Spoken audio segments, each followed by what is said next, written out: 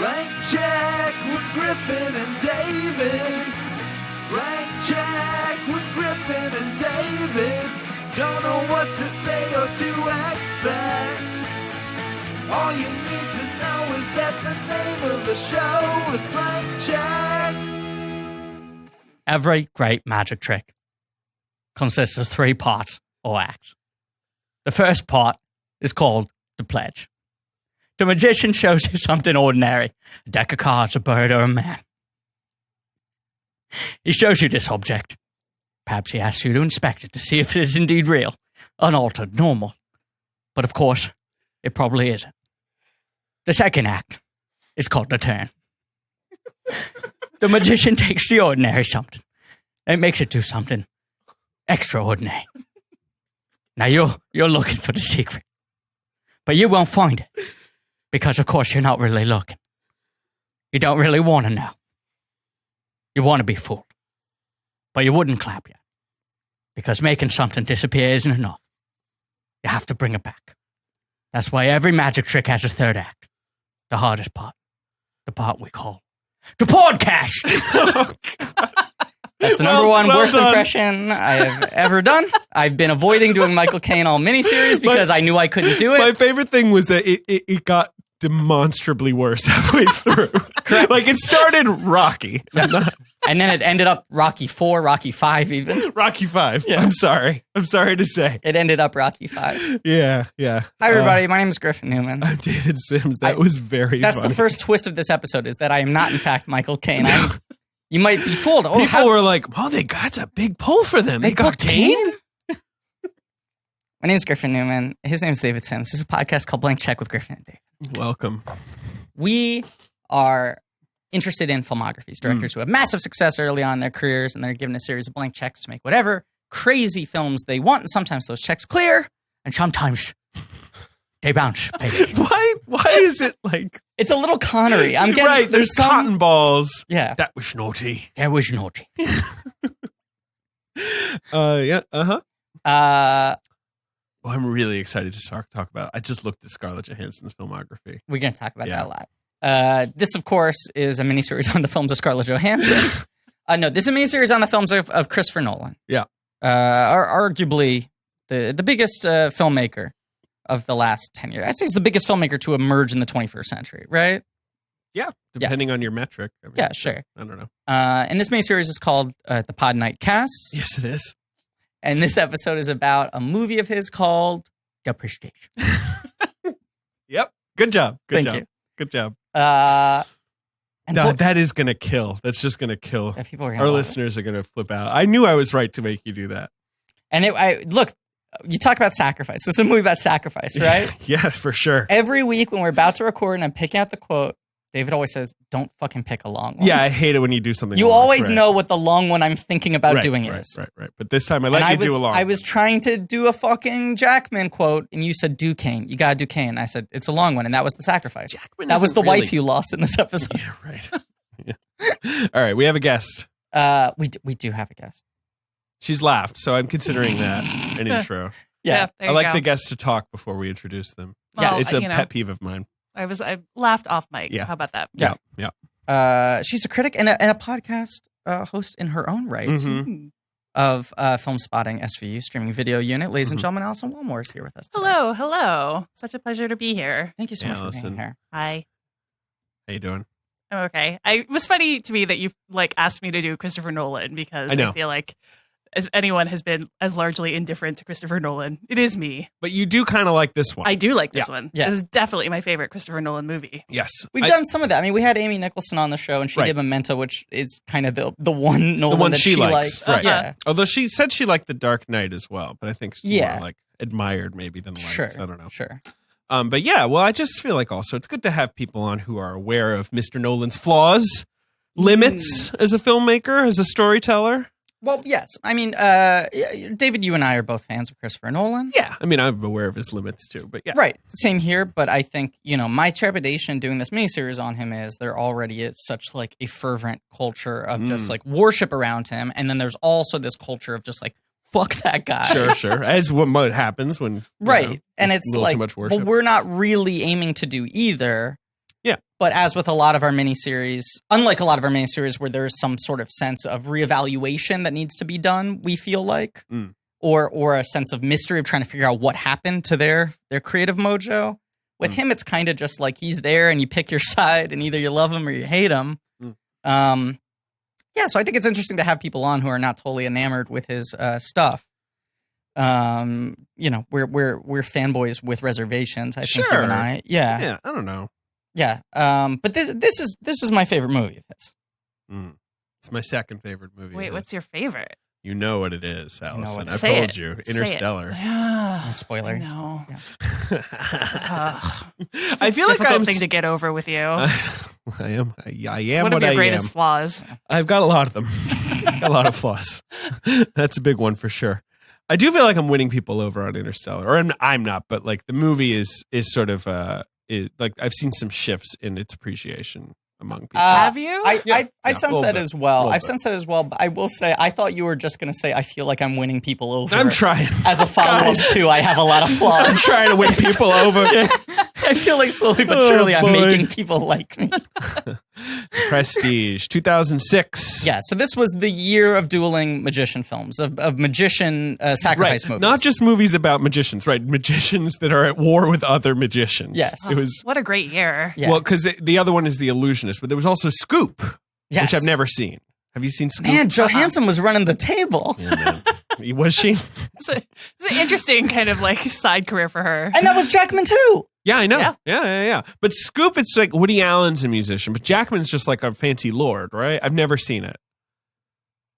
Wait, yes, Woody Allen's a magician. Yeah. ScarJo's trying to like figure out something about Hugh Jackman, and then Woody Allen's a magician. Someone's a ghost in that movie. Isn't it also someone's a ghost in that movie? His movies she's a are weird. Yeah, she's like a reporter. She's a plucky reporter. I think Jackman's a ghost in that movie. Because I remember when Match Point was like this big, like kind of return to form for him, right? Right. A serious movie, right. Real drama. Right, and people were really into Johansson's performance. I'm sorry. Ian McShane is a ghost in that movie who is guiding Scarlett Johansson to figure out if Hugh Jackman murdered him because he thinks he did. Oh, okay. That's less exciting than Hugh Jackman being a ghost. Yeah, then how does the magician thing figure? Woody Allen's just in it, just being an asshole. Just playing the great Splendini. I can't explain Woody Allen's later movies to you. Is like, it's weird. What I remember. Have you seen Irrational Man?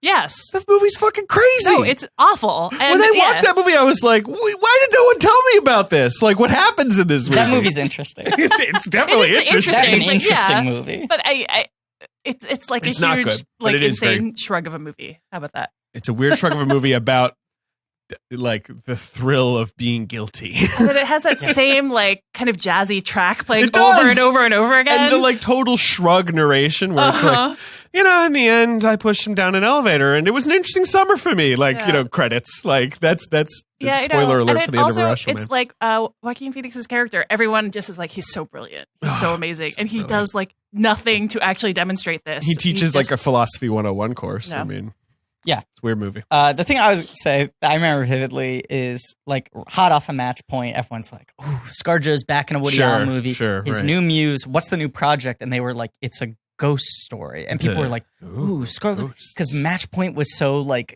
kind of like straight-faced. Such a different term from, ooh, it's ScarJo in a ghost story. And then the trailer came out and they were like, what the fuck is and it's this? like Woody Allen's like doing 52 card pickup or whatever. That was this year. But also this year was The Illusionist. Yeah. Allison, where were you in 2006? Did you see The Prestige in theaters? I saw The Prestige in theaters.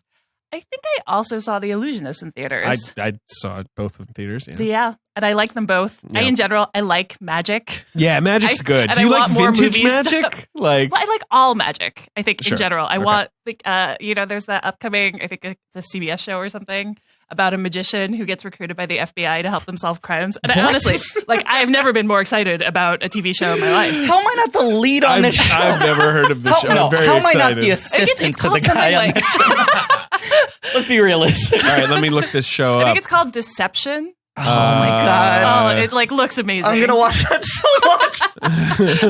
I've like never wanted. It's like my perfect TV show. I really wanted to be a magician when I was a child. I was like very, very obsessed with magic until maybe at the age of like 7 or 8. It's NBC, just to be clear. It's on NBC. Who plays the magician?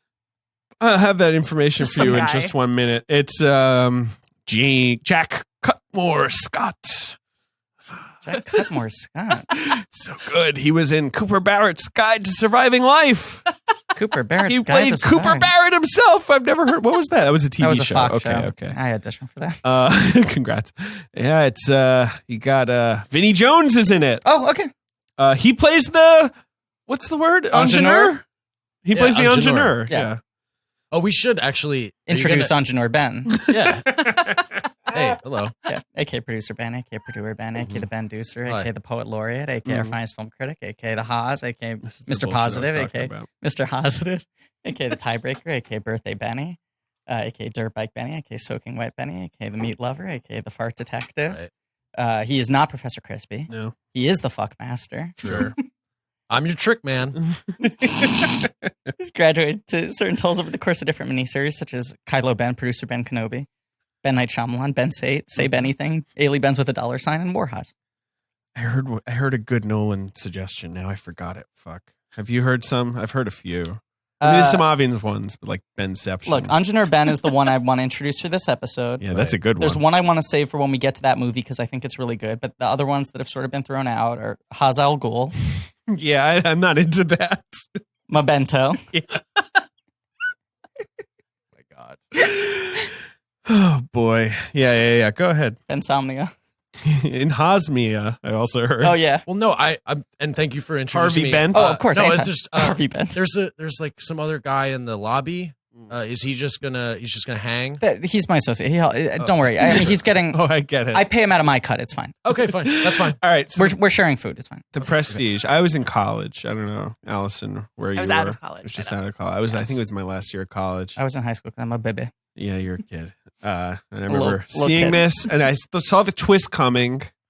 The twist, Well, that's quote unquote. Yes. That's the whole. And I walked out, and I was like, "Oh, I don't know." I feel like that didn't make any sense. Like, are Wait, like, which twist? The the- twin? Twist? yeah, the Or twin. Spoilers. Yeah, come on. No, it's over a decade. Spoilers. This movie's a sequel to Twins.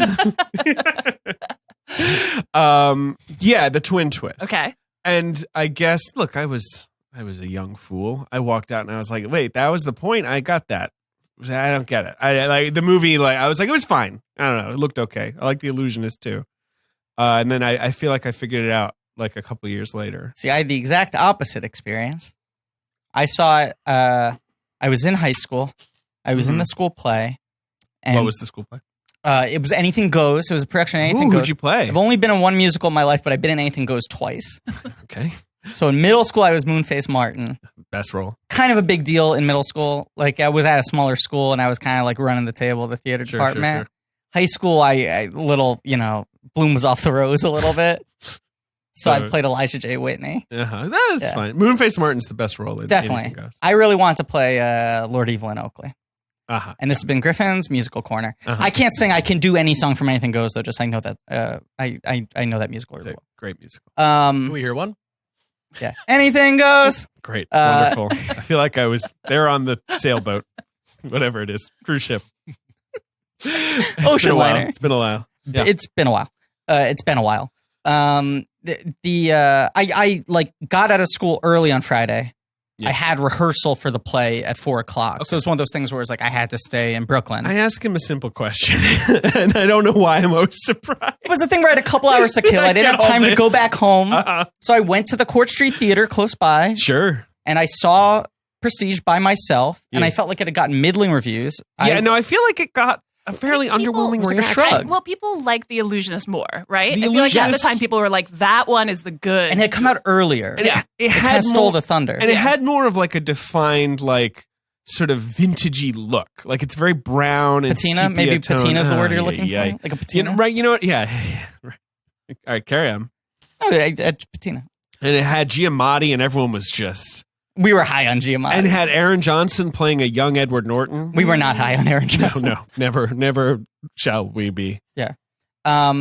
It was also like there was a weird arc where like Batman Begins was very well liked. Sure, Mhm. right. He announces I'm doing a magician Like movie right away. Right. Like it was like right as Batman Right. Begins had come out. Yeah. Right. I'm doing a magician movie with Wolverine and Batman, and everyone Right. was like, Yeah. cool. And there was this cool poster. Remember that poster with the here? I'm gonna find it. Yeah, it's like the spirals. Yeah, with the spirals. And they also did those posters, like individual character posters with those dots. Where if you look it up close, the dots all look the same, but if you move away, do you know what I'm talking about? Not like a magic eye, but Sure. it's like it's I mean, equally this is the sized one- dots, and they're slightly This different is the shades of poster I black. Okay, remember. yeah. It's a great poster. That's a great poster. Yeah. Um, Oh yeah. Here they are. Here are the dots. dot posters. Like- Oh, weird. Weird. but if you look at it up close, the It dots. just looks like, Yeah, Google it, listeners. Oh. You'll see what I'm talking about. Because it says, Poster. "Are you watching closely?" Yeah. Yeah. I get it. That's what he says over and over again. There was this weird thing, almost like the rivalry between the magicians in this movie, between the Illusionist and Prestige, where Sure. like Prestige is announced. Ooh, Nolan's follow-up before he makes his Batman sequel. This sounds cool. Then the Illusionist premieres at Sundance. And it was like a weird thing at the time where it was when Bob Yari was making movies and suddenly he had these deep pockets that he was like bankrolling things. right. And that movie had like an $18 million budget. I remember Yeah. people being like, what's this fucking $18 million movie doing at Sundance? Because at that time, that was like Right. not a thing. Now you have like fucking $20 million at Sundance all the time. And then like no one was really excited about it. It didn't do that well at Sundance. And then it came out like the end of August. No, it came out earlier than that. I think. Here, I can look it up. I think it came out in the summer. Okay, I'm looking it up. Okay. Give me a Okay. second. Okay. Jesus. But it did surprise Came out, me. no, you're right. End of August. August 18th. Boom, boom, baby. And it was based on, let's not forget, a hot short story. No, I'm kidding. Yeah. Written by Jonathan Nolan. And it was made by Neil Berger, who has just endured as a great artist. Divergent. Insurgent. I think he only did one. He did the first one, whatever the first one is. You're right. He was just a producer on Insurgent. I take it back. But it like opened like in 50 screens and then just kept on platforming, ended up doing really well. So then by the time Prestige had come out, it was sort of like, oh, this is the Sloppy Seconds movie. Even though Illusionist didn't have the same sort of hype leading up to it. I think Sure. people were like, I saw my Illusionist one was just magician this, movie like, for the year. It was seen as like a surprise hit. Yeah, it was Yeah. like a sleeper hit. Exactly. It Even though- actually like built an audience. Yeah. Right. Even though it made Little less movie, money yes. than The Prestige, like it was just like everyone was like, huh, look at that. Like But they a ended little up movie that pretty could. similar totals, Now right? 39 to 53. Oh, Not really? that similar. Yeah, Okay. no. I remember Prestige doing less. You're wrong. Okay, wow. I don't know what to tell yeah, you. Just guys, do you know what Neil Berger's next movie is? I just I found have out no and I'm idea. really horrified. I know what is it is. Oh, give me a second. I'm going to fucking tell you. It's an adaptation of something, right? It is of a French movie. Oh, it's Untouchables. Yeah. Oh, Remember that no. French movie? Okay. Yeah. Kevin Hart and Bryan Cranston. Yeah. No. Oh. You hear that? Kevin Hart and Bryan Cranston. Does not sound good to me. Yeah. Jesus, I'm going to have to see that movie. All right. The Illusionist comes out. Right. So you see I The get out of Prestige. school. I have like 3 hours to kill. I go to see it. I'm like, I We're guess it's still going to be in a this story. bomb. Well, we went to a different store. Yeah, I I act know. like I'm still telling I this thought it'd be story. funny if I said it. It was funny. 5 comedy points. Thanks. I had some time to kill. I was like, this is going to be middling. I'll go see this middling movie by a director I really like. And Sure. I was like in the theater by myself, and I was Right. like, this movie's great. Because like an hour in, I was like, the twin twist. I'm ahead of this movie. I'm smarter than. Sure. And then I realized the fucking Prestige he's doing. I was like, misdirect. Right. And I walked out and I went to Anything Goes rehearsal, and I was like, you don't understand. It's the best movie ever. Like I was hyped up. It's the greatest film I've ever seen. I was hyped up to everyone, and no one else saw it. I was just like obsessed with this movie all fall, and I just would yell about it to everyone, and no one saw it. Right. It was maybe my favorite movie that year. Sure. It's one of my favorite movies of Yeah. that year for sure. 2006. 2006. The year of, I don't know. Yeah. That's It's the a long Crash time ago Best now. Picture year, right? Ugh, is it? Brokeback. No, it's. No, that's it's- 2005. It's The Departed year. Right. So funny. That one Best Picture. Yeah. Yeah, that's Isn't weird. that weird? It's really weird. It That is was really also weird. a year where they were like, anything could win. Like it Yeah. was like the Yeah. 5 nominees all kind of were perceived as having an equal shot of winning. Yeah, I'm trying It's to like say- Little Miss Sunshine won the PGA. And like, you look at the Ugh, top. I forgot about that movie fucking doing so Little Miss well. Sunshine. And then You're right. and then Scorsese won the DGA, but everyone thought he was going to win Best Director and something else would win Best Picture. Let me find out what the other front runners were. You've got Dreamgirls, but that had flopped. You know, that had not Right, even that gotten. was the thing. You It got had not bi- done what it At was the end of the supposed to year, do. everyone thought it was going to win, and then it didn't even get I nominated. think some people thought Babel was going to win because Yeah. it had, or Babel. I don't know how. I don't know. I don't know. I feel Babel. like people Babel. also thought The Queen could win. Queen's a good movie. Yeah. Yeah. And like you look at the top 5 that year, it's Dead Man's Chest, Da Vinci Code, Happy Feet? Ice Age the meltdown. Ooh. Like it's a rough Yeah. top of the box office. Night at the Museum, Casino Royale, which is a Okay. good movie. Cars, X-Men 3. Is Like Happy Feet Oh not in yeah, there? that's a Happy Feet's that's a number rough 10. year. Oh, for really? a- Yeah. Yeah. Wow. A rough year for big movies. Yeah. and people complain. Like they complain about right now, but like look at this. Right. Like take a gander. That was a bad year. Yeah. Ugh, boy. Anyway, 2006. So yeah, Prestige. It comes out in October. I knocked my headphones off. And kind of vanishes without a trace. Was kind of shrugged off. Yeah, I feel like the critics were like, we get it, it's the Nolan thing. Like, they didn't give it any Sure. specific Messes props. with time, has a twist. Christian Bale's doing a voice. And I feel like a lot of people had that sort of dismissal of like, yeah, I got it. Yeah. I get it. Whatever. You know? And now, I mean, Allison, would you agree with me? I feel like this is like the film critic pick for Christopher Nolan. Oh, I don't know if it is. No, or maybe not. I don't know. I don't certainly think know there it is has a its consensus. fans. I feel Yeah. like maybe there's like a little like a group of like online critics who are like, Yes. Well, Prestige. sure, yeah. But I feel like Film it's still Twitter pick. It's still Yeah. right. The film Twitter's favorite, Yes. but it's also still I think kind of a contrarian pick. Yeah, Little definitely. bit. No? Yeah. Yeah. Where everyone's like, oh, you know what's good The is the real. one movie he made that wasn't a huge hit. Don't at me. Yeah, right. Prestige. Yeah. It is, I mean, save for Memento and Following, which obviously barely got a release. Sure. This is his lowest grossing movie. I mean, Insomnia did more than Insomnia, this. I think, did better than this. And obviously all the other ones are like, Huge. Yeah. right. Yeah. But it was made for a pretty good $40 million, considering how nice it looks. Yeah. It's pretty nice. Co-production between Warner Brothers and Disney. Yeah, I forgot that this is his only it's like Disney was the main I funder. think Disney had the rights to the book, maybe. Maybe. Because he Maybe. does that again with Interstellar, where Paramount owned that screenplay. Right.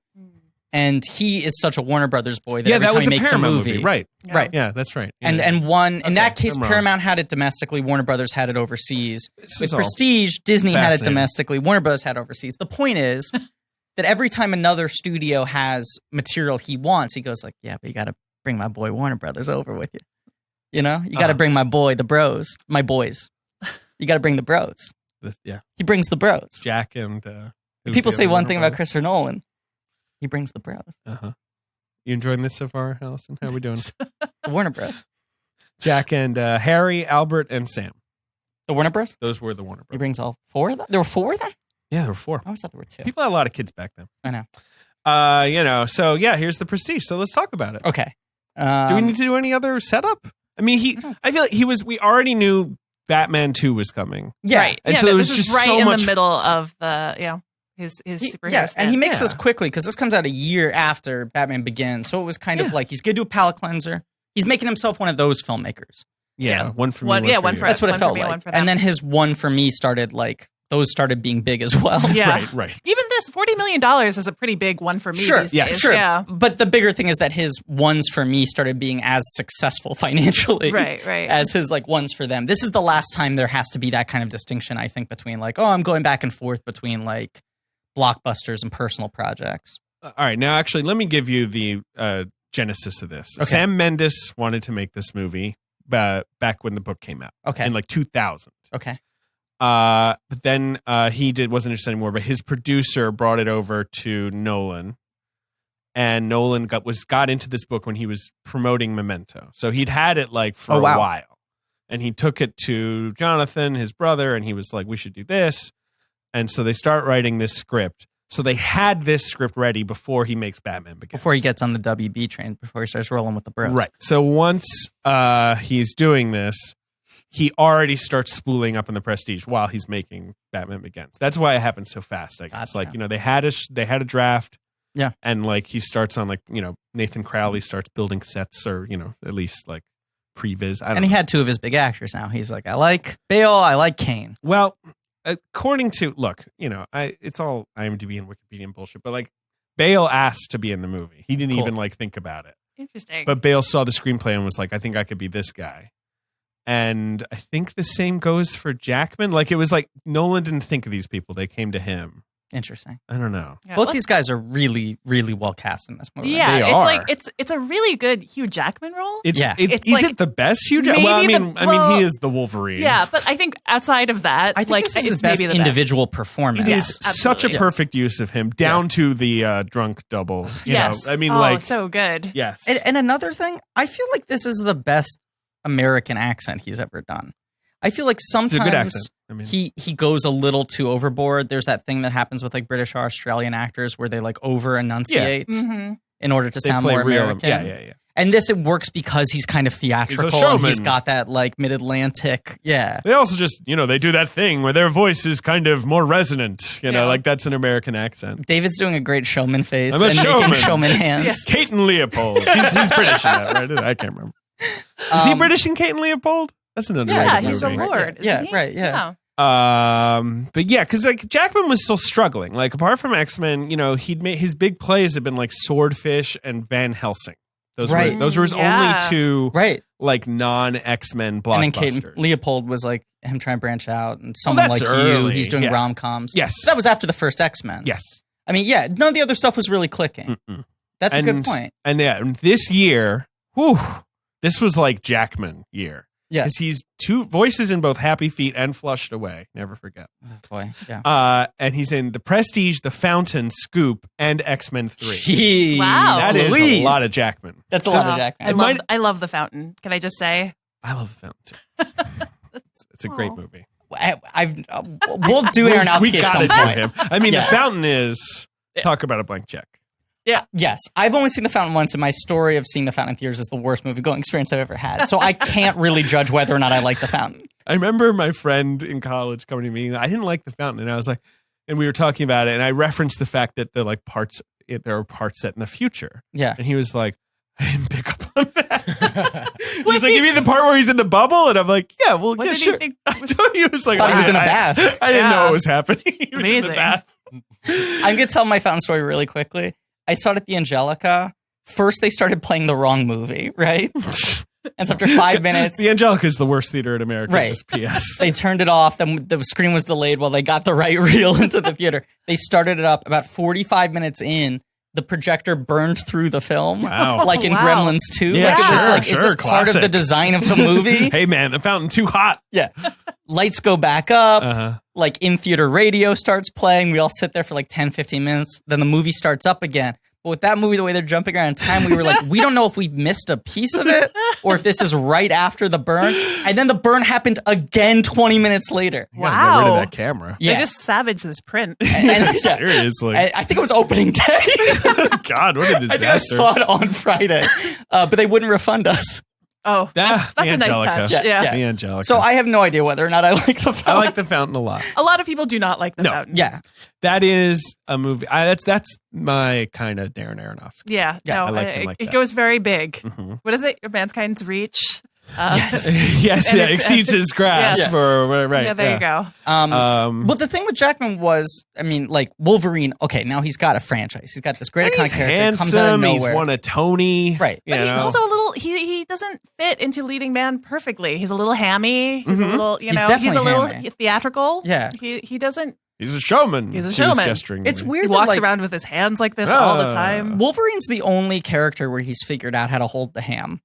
And other than Wolverine, he needs performances that let him bathe in the river. Yep. In the River of Ham. Yes. You know? Like fucking Les Mis. Yeah. Oof. But you know what I'm saying? Like Wolverine, He's, he's like, pretty dripping stripped with down. ham. Yes. And then otherwise, Yeah. in any other role, if they don't want him to be hammy, it's a problem. Right, because he just drifts that way naturally. But he's great at it. Yeah. Well, so what I remember is, X-Men, okay, he's So got that you're on saying lockdown. you guys are saying you're very excited for The Greatest Showman. Yes. Who, after that trailer, who could not be like Boy, the oh, finest film ever made? Yeah. He's got X-Men on lockdown. Van Helsing was like primed to be this big fucking franchise. Huge, they were like, huge it's going to be bomb. a huge, huge thing. Ugh, that movie. Do you know that Van Helsing, they had invested so much money in it that they paid rent to keep the full town of Transylvania set constructed on sound stages because they were going to do an NBC primetime series called Transylvania that was the citizens of the town without Wow. Van Helsing. This is like the pre-cinematic universe This was the ideas, start of it. right? Yeah, Right, where they were yeah. like, "Will this work?" And they just don't know how to do it yet. They were going to do Transylvania the TV show. They were going to have seasons in between Van Helsing movies to keep the audiences like Amazing. interest stoked. And Anyway. like 3 months after Van Helsing came out, they were like, "Yeah, we just wasted a bunch of money on rent." But anyway, But then the other thing was he was heavily rumored for James Bond. There were Sure, a lot of rumors that he sure. was going to get Yeah. James Bond before Daniel Craig. Uh-huh. yeah, well, they um, made the right choice. And Casino Royale comes out the same year as this. So this is the year when he's like, okay, I'm not getting Bond. No. Van Helsing's dead in the water. Mhm. I got my one franchise. Let me find what else I can do as a leading man, which is why he did 17 movies. He did a lot of movies. Yeah. And, he does Australia after this. Yeah. He's working with some big Australia. directors. And then he man. hosts the Oscars He hosts the Oscars, does a good Yep. job. Yeah. He also hosted the Tonys, a couple times. which he also does a good job. He's a good host. He's a good host. He's charming. Yeah. He's a charming dude. Have you ever been over to his place for dinner? No, I've never been over to Great his place host. for dinner. So charming. God. Serves ham mostly. I saw him in Oklahoma. Mostly A lot of ham. ham, a lot of baked hams. Yeah. He puts the ham down and then show him in hands. Yeah. Ham. He's great in Someone Like You, which is an awful movie. Actually, And- I've never seen that. and I've never seen it either. I watched it on the plane like twice when it was on The same plane, on right? planes. Yes. Yeah, you're like, it ended and you're like, that was so good. No, we got diverted from Boston to Montreal because of a storm. And then we just sat on the taxi and they were like, we can't let you off because we're in another country. So they were like, but hey, the movies, please. So I watched like 2 movies and then I was like, fuck, I guess I got to watch Someone Like You again. I'm out of movies. Like this was not back when they had like 50, now they have 50 movies. Great story from me. Yeah, 4 story points. Oh, story points. It's very hot today, guys. We're recording on the weekend. There's no air conditioning. Yeah, Hey, correct. Prestige. Hey, can you not be a temperature queen for 1 minute, David? Wow. But then you look at his filmography after that. Then it's like X-Men Wolverine in 2009. Right. No movies until 2011, Real Steel. Really? Yeah. He disappears from our screens for 2 years? I mean, he was in X-Men First Class for a second. Oh, yeah. He says, go What was fuck he yourself. doing then? I don't know. Like, what was he up to? He must have done some shows. He must have treaded the Yeah, boards. he must have Right? actually. He Treading didn't the have boards? like some hobby. He must have like, been treading like the Eric boards. Bana and the race cars or anything. He doesn't have some side thing that he does. Is that what Eric Bana does? Yeah, I he wonder made a what whole he's movie. doing. He made a whole movie about his race right. car. That no one ever watched, right? No, Yeah, he was in A Steady Rain with Daniel Craig, Right. on the I Broadway saw that. stage. How was it? it was okay. They had some good mustaches in that, right? He I remember did. that. Yeah, I didn't They're see playing that was like like cops, the one where. right? Yeah. Yeah, and then that was the one where one time someone's cell phone went off, and then they both just yelled at the person. That There was sounds like great. there's like a YouTube video of them just like in character yelling at this person. with you? I know, but they're Chicago cops or whatever. They stayed in charter for Yeah, the I yelling, think though? so. That's great. That's good. So, The Prestige. You want to get us started on The Prestige? Yeah, well, the other guy I want to talk about, let's talk about the 2 other career arcs in this movie. Okay. Scarlett Johansson's in a really weird place. You want to talk about that right now? Yeah. I think we should. Yeah, no, Right? Let's do it. Because, Here's ScarJo. I'm going to give you ScarJo. Right. I mean, obviously, she's Kid you know, work, but she's Ghost World is North, like what she's puts in her on the Horse map. Whisperer, she's Right. in Ghost World. She's great in that. And then she follows that up with fucking Lost in Translation. No, excuse me. She follows up with 8-Legged Freaks. Oh, okay. Excuse me. I'm excused. I saw it in theaters. I'm excused. Lost in Translation and Gwape. Gwape, I call it. Girl with a pearl earring. Oh, just to save some time. And so Comes everyone's up like, so often. right, exactly. Gwape. You know Gwape. Then she's got a Hugh Jackman-esque 2006 in 2004. Right. The Perfect Score. A love song for Bobby Long. Oh no! Oh, Bad. a good woman. I don't even remember what that is. I think it was with Helen Hunt. Yeah, it's like a period play. Yeah. That movie, whatever. Yeah. And In Good Company, aka yeah? Synergy. Right. I remember that. That's yeah. a weird movie that doesn't I kind exist of like anymore. it. It's Yeah. charming. It's a Yeah. cute little Had a movie. good soundtrack. Is it Yeah. a Whites? Did one of the Whiteses make It's a that Whites. one? Yes. It's a Yes. Paul Whites. There you go. Yes. And then she's also a voice in SpongeBob SquarePants. She's very good in that. She is. I agree, actually. And then in 2005, she's got Match Point, which everyone is hyping as like a good movie, which it's not. It's a terrible movie. And The Island, which is also bad. Yeah. And Yeah. a flop. Is it a flop? Yeah. Huge It was- flop. That Wow. was because that It's was when Bay's only flop. right where Bay left the the Bruckheimer coupe and he made this Ah. movie. It's a Disney movie. Am I correct? It's DreamWorks because Spielberg's the one who brought him DreamWorks, right. over. Spielberg was like, "Come to me, boy." Come to me, boy. That's Come to how me, Spielberg boy. talks.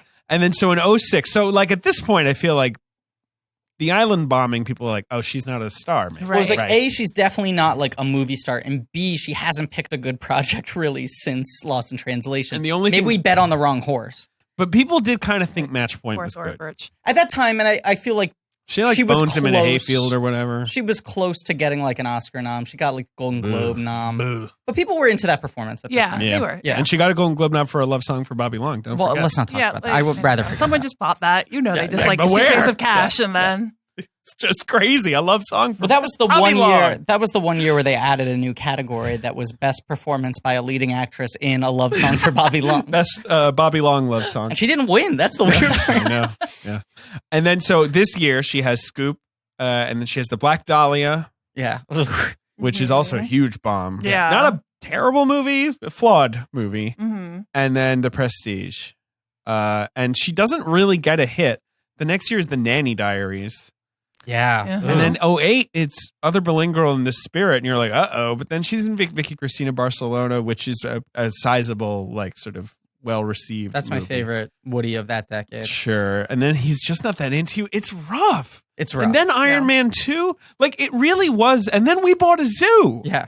It really was the Avengers that turned her around. Because she's and not then great she's suddenly in Iron Man her 2. I mean, that character's No. poorly written, but it's like in Avengers, She's suddenly got a that perm. character's figured out. Right. Right. Yeah. I But don't it know. What was do you think of Avengers turned it ScarJo, around. Allison? Yeah. Well, there was just like a long period where I think no one knew what to do with her. No. She Yeah. ended up, I mean, in this movie, she's in this kind of like weird third tier role Yes. where she's. But she's like third build, and they promoted her a lot. Yeah, because she but was it's- like the it it's- girl, but it's not a very good character. No, and it like there are 3 female characters in this. Yeah. Like one dies right away. Right. Yes, One. poor Piper. One dies eventually. Yes, And then, poor Becca. Yes. And I think that's the best of the 3 roles. Yes. Yeah, for sure. But like they're all roles that have like they're literally just built around what happens to these 2 main characters. Yes, I mean that's the yes. point of them, right? Correct. Yes, Is that yes, like they're for just sure. buffeted around Yeah. by these guys who can't turn away from each other. Right. So they're none of them are that rich as roles. No. and it's almost distracting to have Scarlett Johansson in one of those roles Right. because the roles are kind of insubstantial. But she's sort of like, this ingenue who's supposed to be like, tempting both men or whatever. Yeah. But the movie is not interested in that. Like Nolan is clearly not very interested well, I'd in that. also argue. But my- there's like a yeah. way you could sell. I don't know. My whole take on Scarlett Johansson was that, like, she was really good in Ghost World and Lost in Translation, playing these weird kind of outsider girls who Very were disaffected. right, but Yeah. were very beautiful. But the movies didn't really sexualize her. Right. She's so. I just rewatched Ghost World. She's amazing. Really terrific in that. She's movie. really phenomenal in that. Mm. But then everyone was like, "Oh, but she's beautiful." Right. Like Right. she's not just that though, she's like sensual. That's her Yes. thing, right? Right, Is right. that she's like this sex bomb Right, like she's got a body. She's yeah. sort of like Marilyn Monroe or whatever. She's Exactly. got a Yeah, husky yeah. voice. So then they Yeah. tried to ingenue her, and she Right. never wears that well. No, she never does. Never. No. Anytime she's asked You're to be right. sexual in a movie, she's not comfortable. Yeah, You can unless tell. it's like Under the Skin or something that like Oh, Yes. sure. you know Or turns it overseas. around. She's, Yeah. right, Yeah. right. Yes. But that's the whole point. Is it's like Right. an alien version of that. Yeah, she likes playing weird, Bronx broads, Yes. like Don John or like Right, Hail and- Caesar. right, Like yeah, she gets she's a really kick good out at of that. that. Yeah, but I think like that was the kind of the thing that did her in for a long time there was I think she was very young. I mean, because she was like, what, 20, 21 in Lost in 'cause Translation? She's only 32 now. Yeah. She's 2 years older than me. Yeah, so she was like 21 in this. She was like 19 in Lost in Translation. Right, that's crazy. Yeah. And she's like actually 17 in Ghost World. I Yeah, think. yeah. So I think she just got caught up in this whirlwind and everyone was like, this is what you are. And she Right, was like, right. okay. Yeah. And for 9 years, everyone kept on misusing her. Yeah, this is unfortunate. Yeah. ScarJo. Well, she's But had a rough year I remember like, this year. yeah. She'll rebound though. I mean, if Well, anything, next year she's proven got the herself. Wes Anderson movie and Avengers 3. Right. I just So. remember like walking out of this movie and being like, I think she's done. Uh-huh. Yeah. I think that thing's over. Sure. But she was young. That's the thing. She was still young, had a super lot young. of time That's what's to crazy. figure it out. Yeah. So she's terrible in this movie. She's really bad. She in is. this movie. She's like, quite bad. Easily the weakest part of this no movie. question. Yeah. Because the rest of There's, this like- cast is great. Everyone Yes. else is good. Yes. Piper, is it Perabo or Perabo? I think it's Perabo. Perabo. Yeah. She's pretty good. She's Yeah. an actress I think is really underrated. I think is so underrated. too. She's always been She underrated. seemed like she should have been famous, and then Yes. she never agree. quite like broke through. Yeah. It was She weird is 'cause she gorgeous. She hit really hard at first. Like she Yeah. had that summer where it was like she was the lead of like 3 movies, Mhm. and then all of them didn't do that well. Well, I just can remember Coyote Ugly. Coyote Ugly, But also and she's- Rocky and Bullwinkle. She's the lead of Rocky and Yeah. Bullwinkle. That movie is a catastrophe. And then I think maybe those were the two, but they came out within like a month of each other. Right, and then she made that like sort of like cheesecakey lesbians at boarding school with drama Misha Barton, right, and Jessica Paré, right, yeah. Which is called Lost and Delirious, which is like the most anonymous movie, like Lost and Delirious, which is I think became like. Because there's not a lot of like lesbian coming of age dramas, so it just sort of became slightly canonical anyway. It also had people who went on to become more famous, and so it has that surreal thing where you look back and you're like, oh, weird, they were all in this movie. And then there's that movie where she plays like a French girl with a beret. It's called like Slapper. She's French. Oh, which was like on the shelf for like 5 years. Right. That was one of those weird movies that kept on being retitled and re-edited. I believe we're doing Piper Perabo. And then Cheaper by the Dozen. Yeah. It was a hit. I don't know what to say. And she just goes nowhere. She ended up on one of those USA shows that Covert ran for Affair. 5 seasons. Yeah, that was like I actually watched a few. Yeah, that was the one with Peter Gallagher, right? Yes. Yes. I don't remember. I think so. I don't know. They're all the same. They are all the same. I saw her on Broadway like 5 years ago, and she was amazing. Yeah, she's good. I think she was does in, a lot of stage stuff. Reasons to be Pretty. Sure, Neil Butte. Yeah. Boo. Agreed. Boo. Agreed. Booey. But like my mom and I saw that because that was like Thomas Sadowski's coming out moment, and he had gotten these crazy good reviews. Was that I saw that with Marin Ireland, I think. Yes, the two of them were in it. Yeah. Right. Marin Ireland plays Sadowski's girlfriend. Right. And Piper Perabo plays his best I friend's saw that girlfriend, as well. who's the cop. And she was like phenomenal. And I remember being like, why didn't she have a career? I don't know. She's really charismatic. She's quite which is something that I think that, I sometimes when you get treated as a sex object in movies, movies don't ask you to do much, and I think she is very like alive on screen. Definitely, she's just like someone you want to watch. She's very vivid, and she does have this kind of old movie star face. She's got this very expressive, nice kind of very unique look. Yeah. I mean, she makes that character who. Like is literally on screen to die. Yeah, two she scenes. Makes her memorable. The idea that the rest of the movie kind of hinges on her. In a lot of ways, she makes it work. It actually works. You're totally right. Well, those were the 3 career arcs I want to talk about. No, the other thing with this movie is that this is the moment where it she's feels also like, a looper. Oh, right. She plays another looper. Yeah, but like barely in Looper, right? Yes, I think so because I barely remember her. She plays the I stripper. need to watch that one again. Right. She plays the stripper. Oh, great.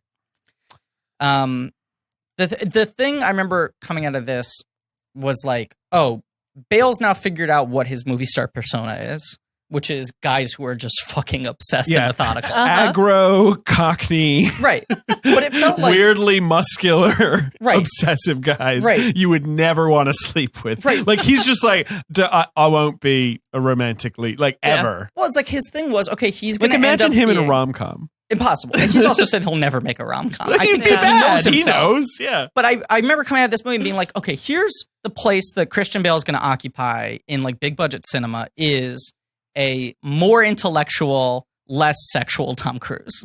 Way less sexual. That's what he is, you know? But someone who can actually also like do accents and do like has like craft. But that same kind of thing where you want to see the character obsessively pursuing something in like a smaller scale. And then it felt like that's what Hollywood tried to make him in like Public Enemies and Terminator. They were like, can we apply that to other blockbusters? Phenomenal in Public Enemies. Agreed. That is my favorite Christian Bale performance. Yeah. Really? Yes. I love him in that movie. I think he's great in that movie. He would be an Oscar nominee for me for that one. My 2 favorite performances of his are The New World, which is the biggest outlier in his career because it's the one movie in which he's just charming and light. He's quite good in that. Yeah. And this, I think, is like the best of the obsessive Bale. Sure. But then what ends up happening is Winston accent. Yeah. Those movies don't totally work for one reason or another. And then his thing ends up being like, he's gotten 3 Oscar noms and 1 win, all from working with comedy directors playing comedic parts. It's funny, but playing them like odd. Full hilt. Right. Where he's like, I'm putting on weight. I'm going to like fuck with my eye. But there are 3 comedic performances. Yeah. Which is odd for him because it was like this guy's got no sense of humor. But he doesn't play them like comedy. Right. No, he doesn't. No. He just that's why they work, right? He plays them like totally straightforward. But all 3 of those characters are funny. I mean, they play as funny when watching the movie. I would say disturbing. The fighter, not so much, just because I think that character's really funny. It's a very sad entertaining. character. It's a sad character. I mean, American Hustle's I guess he's funny. I hate that movie. I know you do. He's funny in that movie. Have you heard about these future ovens? Science ovens. We did this 2 years ago on this very podcast. Did I fuck it up Yeah, that time you fucked too? it up that time too. Good callback, Ben. Great callback. Thank you. And then The Big Short, I think he's so good in that. He's great. I really, Yeah. not my favorite movie, but I don't think- like that movie. I like either. what I he's don't think like doing. that he's movie. very good in that. Yeah. He's the bit I like. Other not poor Steve Carell, who's Yeah. annoying in that movie. Yeah. IMO. See, because I think that's a movie where he's playing it like he's in a comedy. Right.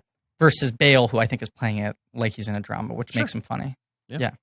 Okay, so in the fucking Prestige. Oh, yeah. Right. She's like, let's start with poor Piper. They're two little working magicians. They work for Ricky Jay. Well, first, Michael Caine tells you the entire movie. Right, he Yeah. does. Right, of course, it starts right The in media first res. image Is is the it twist. tells you the twist. Yeah. Which is the beauty of this movie. Yes. Yeah. Agreed. It Totally. puts everything out there right They away. show you the twist ending. They Yes. show you Then they say, Jackman drowning. Are you in the watching thingy, closely? Right. Yep. Right. Yes. Then Michael Caine explains how the structure of the movie is going to Yeah. work. Yes. That you're going to pay attention to the wrong part Uh-huh. and think that you figured it out, but it's actually this. Yep. Which It's is just totally about what I did How you Yeah. when I right. was a teenager. Right. Yep. This movie's for closers. Right? Uh-huh. And then cross cut with that, you see, Christian Bale sneaking backstage, Right. going in, seeing Hugh Jackman die, being Mhm. framed there at the wrong moment. Yeah. This movie's giving you, like, in classic Christopher Nolan fashion, like 5 temporalities within the first 5 minutes. Yes. He loves the temporality. Right. or So it's two. like court case. yeah, you got the court case, but right, you're also flashing to the actual death, right. and then you're also there's Michael Hugh Jackman Caine. on the train reading the Notebook. Right, he's off to see Right, 'cause there's- Tesla. Yeah, Right. and then when he's Michael Caine, wherever time period that's in, Yeah. which is like when the daughter Yeah. is grown, but Right, like right. you can't tell otherwise what Right. And Yep. he's doing tricks for her. Yeah, Right. he's doing the bird. And bird also, trick, which is running off also to like herself. Yeah. is like a key part of the movie that you don't understand how important it is. Yeah. Right. Yeah. Michael Caine is also terrific in this So movie. good, Yeah, man. he's really good. Yeah. I feel like this is really because he's great in Batman Begins Yeah. doing his thing, but I think this is where Nolan locks into him being like, you need to explain all my movies. Right. Where he's on like, screen. my movies don't work without this Right, guy. everyone's confused. Yeah. Also, he is ultimately the most likable person. 100%. 1000%. Which is like something that I love about this movie is like how both of them are kind of like, I mean, part of the point of this movie is how obsessing over something starts to chip away at your humanity. Yes. Yes. And he's the one who actually has like moral concerns. He does. Tries to do the right thing. Well, and there's this thing, like obsession is a very popular theme in movies because most directors are very obsessive, and a Right. lot of directors tend to make their best films about obsession, Sure. finding a character who works as an analog for them striving for this ideal of perfection that they can never reach. And That's- also, right. And this is a movie broadly about art, right? And Yeah, like, yeah. Yeah, the absolutely. varying ways in which Right. it can be About presented. performance. Yes. About performance and about dressing something up and like, But it's not real. an Yeah. idea not being everything to, get success is Right, that's the thing. Like but it's not Zodiac real, and yeah. Lost City of Z are both movies that function that same kind of way, but minus the performance element, I love which those makes movies. I do too. Yeah. But that makes this movie a better reflection of Christopher Nolan's instincts because it is. His whole thing is he loves being able to like have the audience in the palm of his hands, Right. have them confused, lead them into the light, make everything make Yeah, sense. hey, look, here it is. Right. And I think the moment that's like the most telling, jumping way ahead, is when Hugh Jackman is underneath the floorboards while the applause is happening. Yeah. He does the bow Oh, underneath. That's the best shot in the movie. Yeah. That's kind of like the director's life in a nutshell. Yeah. For 100 million. Yeah, You know? absolutely. It's like you're just sitting there. People Right. are enjoying your thing, and you're just kind of in the shadows somewhere. Oh, they like it. Yeah. Yeah, yeah. And if they clap, it's not probably going to be for you. No. No. No, not at all. Yeah. I also just love that. Yeah, when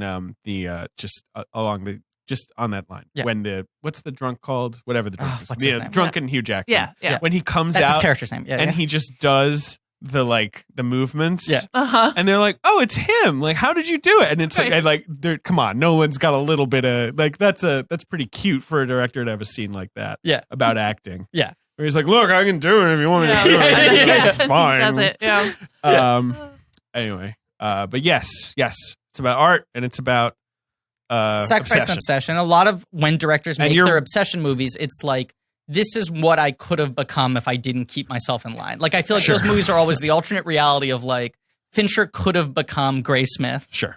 You know? Yeah, like with card catalogs in his Right. basement. Yeah. I mean, yeah. I feel like he's kind of close already. He is. Anyway. Yes, yeah. 100%. That's why Yeah. he needs to make World War Z 2 to really bring him to Just crashing bring him down to crashing to earth. the ground. Yes. I But hear that also- movie's secretly a comedy, though. Ah, World love War it. Z I would 2. love nothing more. Do you think the zombies know they're in a movie? It's really a comedy if you're paying Is Pitt attention. going to be in that? I saw that movie. I don't remember if Pitt dies. I hope it'd be so funny if He Pitt's lives. not He in it. lives. He lives, Pitt's yeah. not. That's the only reason. The only reason Fincher's doing that Right, movie is it's because of Pitt. happening. It has to be. One assumes, yeah, right. I can't wait to hear what his fucking take is on that. Whether it's good or bad, I'm whatever excited. makes him want to do that movie is going to be so weird. Yeah. Yeah. But I agree with you. Neither character is likable. Is to be Right. identified. And They're both even well, they're though- both deliberately alienating. Yes. Right. Even though I think the movie does end with this sort of note of like, well, Christian Bale in the end was the Mozart, and Hugh Jackman was the Salieri or whatever. But I still find the Bale character like so monstrous. Well, but also the first hour of the movie, I think at least they try to present Jackman to you as being likable. He goes through for his sure. tragedy. Right, because in the first, Yeah, yeah. right, in the first half, Bale Right. is He's You the know, hero. he dies at Right. the Yes. the end, like all this stuff. The crucial thing is Kane really does think he's dead. Yeah. Like that's another reason. He's not tricking us. It plays things even close though- to the chest. Yes, because they can't, when they do their worst thing, they can't let Kane's Cutter, that's his name, into it, because they, like you say, he's the moral. Gotta keep sort your of hands clean. force. Right. Yeah. But we see that he ties the knot. He ties the knot that is responsible for poor Right. Piper But Perabo does dying. he? Yes. We see it. Why does he doesn't- tie the fucking knot? Well, I think it's interesting that throughout the movie when he keeps being like, I don't know if I did it or Right, not, yeah. and Hugh Jackman thinks he's just being a jackass, Yeah, right. and you're like, no, he's two people and they're fighting over whether they did this Right. because Right. one of them doesn't know, Right. Why did he tie that knot? Because he thinks he knows better. That's Right. the other Yeah, thing that yeah. makes him so unlikable in the first chunk of the movie is he's so arrogant. He's so sure. brash. Yeah. It is this like Bale character where it's like he's so unconcerned with charisma or showmanship. But one of them is more unconcerned than the other one, right? Correct. Yeah. That's the thing I love about this Bale performance is he actually does establish differences between the two of them, and especially if But you're they're watching it on relatively fewer- subtle, right? They're relatively subtle, but I swear to God, one of the two characters is 5 pounds heavier than the other one. I've never gotten confirmation on this. I swear to God, if you track the movie, He's like wearing a little more padding or something. no, his face is fatter. I swear. Bale's got a fat face. Well, I also wouldn't put it past him That's- to do yes, that. I think he did that. He would do that. I think he fucking did that. Yeah. And I've never gotten confirmation, but I think Bale went to him and was like, "Can I have stuff at the beginning and stuff at the Yeah, end, so I can put on and some have weight." a couple weeks where I can gain 5 I pounds." could absolutely believe it because, you can, especially rewatching this. Yeah. I was like, you can see the two different twins very clearly. Yes, You can. Yeah. Yes. I mean, A, performance styles. B, I think their voices are a little bit different. One of them's lighter than the other one in terms of like one of them makes Right, more one of them jokes. is just a little more fun to be around. Right. One's Yes. of them a little more gruff, and one of them I think has a rounder face, and it doesn't I feel love this. prosthetic. Griffin's conspiracy theory. Right. Yeah, which I also love because it makes me watching the movie feel like Hugh Jackman losing my mind. Yes. But like also, we haven't talked about this, but Bale auditioned for Batman Begins in his machinist weight. Right. Nolan was he was like like- 85 pounds. Right. or Nolan whatever. was like, "Well, you're great for the part, but we have to film in 9 months and you look like this." And he's like, "Give me 6 weeks." And he Don't comes worry. back too big. Yeah, he came back fat. He famously came Right. back and Nolan was like, "Too much." Yeah. How? What did he do? I don't know. what he did like he eat? He's going to die. He's Yeah. going to die. He I mean, gained- that can't be good for you. he gained 100 pounds. He went from 130 to 230. and then was like, "Now I got my mass." And then I'm gonna dropped get-" down to 190 because Nolan was like, "You're large. You're Yeah. too large. You have to be a little more live." Yeah, because even in Batman Begins, when he's doing like the shirtless fighting scenes at the Ninja Temple, he's like bulky. He's a bulky. For the one. Dark Knight movies, he is lithe. He's kind of sinewy. Mhm. But I truly think he gained weight for one of these two characters, Amen. which is like it's one of those things. The way I talk about Tom Hanks, where it's like great to watch Tom Hanks, a guy who's good at his job, play people who are good at their job. It's great to watch Christian Bale destroy himself, Yeah. playing people who obsessively destroy themselves. But he's good at it because I feel like a lot of actors do this bullshit and it's annoying, right? Yeah, Like, the yeah. method Well, thing it's can be so very it's so annoying. like you want to be patted on the back for being Right. like, look at my commitment to this. And Look it's- at what I'm doing. It's It really usually feels like very Bale male. doesn't do that. I Yeah. mean, it's a Yes. you know, Well, it's part of the reason why when you watch him do the first version of the transported man trick and Yeah. he's bad at it, Yeah. you're like, I think you can see that indifference in Yes. times to actually pleasing the audience. yes, Yeah. yes, You know? Like that yes. speaks to him. Like he doesn't really care about that part. Well, yes, the Rosetta Stone with I Bale. love that you don't even see the fucking trick the Oh, first time they it's show so it. That he good. like cuts because he's like, look, it doesn't even matter. It doesn't matter. But it's like right. It's like Angier is like someone who sees, I don't know, what's the equivalent, like a bad concert. I don't know, like, but he's like, no, but these guys are brilliant if they just figure. I don't know, it's like and he's like shaken. Yeah, he's like, this is the most incredible trick I've ever seen, and no one even understands. The Rosetta Stone with Bale for me is he's got some. I guess it's like Amadeus, like, right? It's like Salieri. I was going to say Bale as an actor. Yeah, no, go ahead. Right. Yeah. The thing is, I think it's he's got the complex that a lot of former child actors do, where they want to be taken seriously. Mm-hmm. But a lot of child actors do that by acting adult, trying to be extreme. And I've read Jared Leto. Right. I've read a lot of interviews with him where he just says, "I think it's a really silly profession. I think it's gross how much money we get paid for it. I think celebrity is a weird concept. So if I'm going to have all these benefits, I want to know I'm doing enough work to feel like it's justified." So he like obsessively wants to do the work to make it feel like he's real. Like he deserves this. Right. So it feels like with him, there's not that level of posturing that a lot of the like methody guys have, because he's not bragging about it. And he also admits the only reason I'm doing this is because it feels goofy. Like he's not going like, look at how serious an actor I am. He's like, this whole job is ridiculous. So if I'm not putting this much into it, I feel like I'm slacking off. And it feels like that's the bar he keeps on setting for himself. So it comes from just this insane obsession that makes it like more engaging to watch than when it's just like, oh, fuck, I get it. I see what you're doing. You know? Like what you said. Yeah. And it feels very in line with this character who's just like, there has to be a better version of this. Right, right. There has to be a better way to do this, like a pure way to do this. Pure, I think. Yeah, is key. yeah. That's He wants the it to cute be thing. pure. Because Jackman is like, he just wants to put on a great show.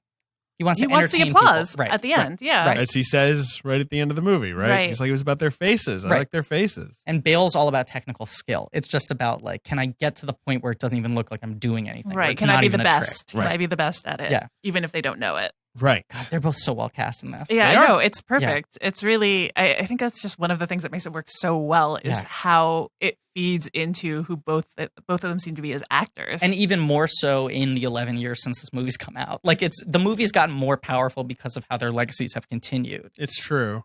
Jackman does seem to be chasing our smiles a little more than total verisimilitude or whatever, you know. well, I mean, like when Bale in this movie like goes off on one of his kind of like sulky tantrums, Right. you're like, Yes. sound like Christian Sounds Bale. like- Yeah. What don't you Captured. fucking understand? Yeah. Yeah. Did I tell the thing I heard about the DP on Terminator? That he sucks. Yeah. You that he told us sucks. off mic. I can't remember if it was on mic. Okay. Can you say the Brendan Fraser story on mic? Because that's a fascinating story. If you don't want to, you I don't know. have to. Oh. All right, tell her off mic. All right. That really blew my mind. I might tell it later. Yeah, it's tell a it. really good It's story. really good. Really good. I might tell it on another episode. That's a tease. Okay. That's the pledge. Mm. So they're magicians. They work for Ricky Jay, Yeah. Yeah, poor Ricky Jay also gets to be the hack in this movie. like the greatest I magician know. alive. Like, leave Yeah. Ricky Jay alone. And yeah, like He's right, the right. illusionist as well, right? I Every believe magic so. movie Yeah. needs to have the Pretty perfunctory much. Ricky He's- Jay. yeah. He's always your magic consultant, Always. right? Like, Yeah. because he knows about the history of magic. He's and got of the biggest vaudeville. library. He Yeah. understands. Ricky everything. Jay's pretty cool. He is, of course. I mean, Can you imagine like- just hanging out with him and having him throw playing cards into Into the wall? watermelons? Yeah. When, when I can't fall asleep at night, I watch Ricky Jay videos. I find Ricky Jay very calming. no, he seems very soothing. He's Yeah. got a great, like, yeah, exactly, a Yeah. soothing presence. But I've watched like every video of Ricky Jay on YouTube at least 6 times It is because funny. I have insomnia. Right. He was in The Great Buck Howard. He was Yeah. in The Brothers Bloom. He's in so many, like, He's always in the magic entertainer movies. movies. There's another one I'm trying to remember where he's good in it. Well, he also plays Captain Amazing's manager in Magnolia. Mystery Mystery Men. Men, not Yeah, in Magnolia. Magnolia. He is in Magnolia. He's in State and Maine. He's in Deadwood. He was so good in Deadwood. Oh, he was amazing in Deadwood, so yeah. fucking good. Yeah, I like him a lot as an actor. Yeah. But he plays a hack in this. He's a shitty magician in the Right, beginning that of they the work film. for. They're like Right. shills for him. They're like, plants. Yeah, they're plants. Their job is to be the audience volunteers that tie the knots on Hugh Jackman's wife, Piper Perabo. He keeps kissing her leg because he It's can't never resist also- her leg. It's never really explained. It seems odd to me that she had to do the really dangerous escape trick. Like she's It's like true. the assistant basically on Right. stage, and yet she has to do the hardest trick. And you Yeah. never see an assistant do anything complicated. I mean, I guess Right. like they saw women in half, and so like that's alluded to. You know, It's Yeah. also, all I mean, the usual crap. This character sucks. Like the Ricky Jay character is a shitty Right, so magician. he's like sticking her I with the can't most go in the dangerous tank. job. Yeah. He's like Arnold Schwarzenegger in Batman and Robin. He's like, I have my stand-in do it. But I do love that you have Kane off stage with an axe. And a That's what you pocket need, watch. and the And a watch. pocket He watch. times it. That's what you need, Michael. That's what Michael Caine does in Christopher Nolan movies. He's like standing there with an axe. In case. Even days where he's not in the scene. Yeah. He's just waiting around. Yeah, off camera in case something starts getting muddled. And then he like pumps the watch and walks on screen and explains the movie. So she dies. Yes. This is the inciting incident of the film. Right. They're arguing at the beginning of the movie about what kind of knot is best. And Christian Bale some nights thinks that there's a better knot. Mm-hmm. And Bale's like, or Kane is like, doesn't fucking matter. Just do the knot. Do the knot you're told to do. And you also have that early scene where Slip in the knot. they go to see the Chinese magician who does Yes. the crazy curtain tricks. And I Right. love the one scene where they're kind of both just these young magicians who just like Like love geeking watching out. other people's Yeah. skills. I almost want more The whole of movie it. of that, yeah. Because But like, they are It's so sweet. sweet. Right, but that is right. Like the point of the movie is that they are each other's like soulmate Yes. in the most twisted way possible. Right, yes. Like Of no one course. else in their Yeah. life is more important than Yeah. this person they try to destroy. Yeah. They're the two Yes. people who fucking love magic this much. Because that's the whole thing about the transported man. Yeah. He's showing it to an audience that's like, oh, he's over there now. Great. Right. And Jackman's like, that was so good. He's Right, like the only one. His real audience is But just this like, one guy. For each of them, like all they really want is for the other one to see their transported man and go like, "That's the best trick I've Yeah, ever seen." you're right. You You're did it totally right. right. Because even Michael Caine, when he sees it, he's like, oh, he's got a double. Yeah. I mean, that's I mean, again, like you said about the Prestige, it's like, how do you do it? Michael Caine's like, oh, he has a double. Questions answered. He It's- says what it is. It's amazing rewatching this movie. The first hour, they Jackman- tell you 80 times. Right. What the movie is, what's Right. going to happen. They keep on saying, and they But keep on saying Jackman some like days goes you're to like this, some days Colorado, you're like that. and he's like, Yeah. you know, what's the secret? Yes. You know, to David David Bowie, yes. But that's Tell the- me, David yeah. Bowie. And it's like, Make Michael me Caine a magic already told machine. you. Yeah. That's the last line of the movie. Is like people don't want to know; they want to be fooled. Right. And the whole Right. movie, he keeps on saying like, "Well, there's two of them." Yeah. He keeps saying it like in how he frames stuff Yes. and how he shoots stuff. The fact that Fallon never has a fucking line. No, I know. Yeah. And it's like, yeah, right. And he's always just sitting around, often not fully, like, his face not being he shown. doesn't let Yeah. you see his face for more than a second at a time. No, it's until always- right But at it's the end. done Yeah. so showily. It is, calls yes, right. attention to Yes. the No, fact that- Especially since Yeah. everyone else in the movie is played by a goddamn acting legend. right, like even yes. Roger Reese shows up to like say 5 lines, you know, like, and so it's like, oh yeah, who plays Christian Bale's guy? I don't know, Jimmy. No That's name. how I yeah. remember cracking in the theaters. Was I said like, "There's no way that's not somebody." That's so the who's thing. that guy playing Fallon? You Look, know, we were similar people, and Right. that's how I was too. I was like, I know the billing of this. right? Is it movie. Eddie Marsan? Like, who is it? It's going to be someone like that. Right. Could And be Eddie Mars. it could have been. Yeah, yeah. And the cuts were so quick. I kept on being like, "Why are they not giving us a look at him? It has to be for a reason." Yeah. You know, and then what- you start to realize, okay, it's a guy in makeup. His face and looks of course, prosthetic. Michael more- Caine is saying Yeah. he has a double, but you know what Eddie Marsan isn't? What? The Illusionist. Ooh, Whoa. the greatest trick of all. He transported into the other movie. Yeah, exactly. No, but it does. You know, I remember feeling like you, not as angry about it, but just being like, okay, I got it. It's the twin thing. It's the brother thing. That's what's Sure, going on here. sure. Now I'm just going to enjoy a well-made movie. I know where the twist is. I know where it's coming. I never but try I'll to just, guess like, twists. I don't That's not either. how I watch movies. I don't either. But usually, I feel like looking at the twin thing as the twist is like the wrong way to look at this movie, right? I looked at it wrong. That's the whole point of the movie. Yes. Is he's making you look at this hand and then the Yeah. other hand. And you're like, look at this horrible, grotesque thing. Yeah, 'cause the that's the final thing. reveal. Yeah. I think also the first time I saw this movie, and this maybe was a reaction other people shared, I don't know, was like, I was like, wait, so Tesla created a machine that clones people? Yeah. And I was It's just an like, incredibly powerful machine, Right. really. It's Yeah. like being totally misused. exactly. And I'm like, wait, It that's, can create matter, that's apparently. definitely what it defies is. the laws Yeah. of thermodynamics. It completely defies any law. But he also knows it's a bad idea. No, He's he like, totally "Shouldn't knows have it's a done bad this." idea. Yeah. And I was so wrapped up in it, and of course that the idea, that the ultimate trick, as he says when he's doing the trick, where he's like, "This is magic, it's science." Yeah. I'm like, oh wait, and I was an idiot.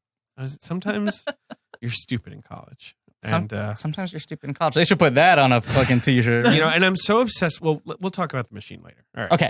So She dies. She drowns. her name is Julia Julia. Piper Perabo. And they've had this night where they went to the show together, where they saw the old man with the fishbowl. Yeah, Who I was just a love real, that. there He was must be a real magician. There was right? a real magician, and then there was a white guy who basically stole his act, Jesus. lived in character as a Chinese person, which then becomes the basis for Colin Firth Magic in that of the Woody Moonlight. Allen movie. Oh, boy. Full circle. I was hoping you were going to that. Circle. God, Woody Allen made 2 magician movies in the last 10 years. he likes magician One of them movies. featuring Yellowface. One of them featuring a recent Oscar winner emerging in his first scene in Yellowface, and you're like, Right. And having sex with a near teenager. They don't have sex. They don't? No. Don't they end up together? They do. They end up together, They definitely. they will have sex. I mean, they're gonna have a little magic in the moonlight. I think it's wonderful. That movie is pretty bad. I would agree with that.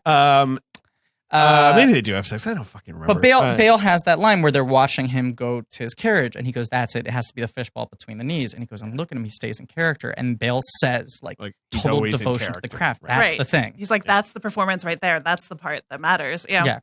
And he's blown away. And Jackman is kind of like me, as David said, where I'm like, that's a lot of work. Right. You have to do that. But what I love about it is Bale saying this. Can't there be a machine?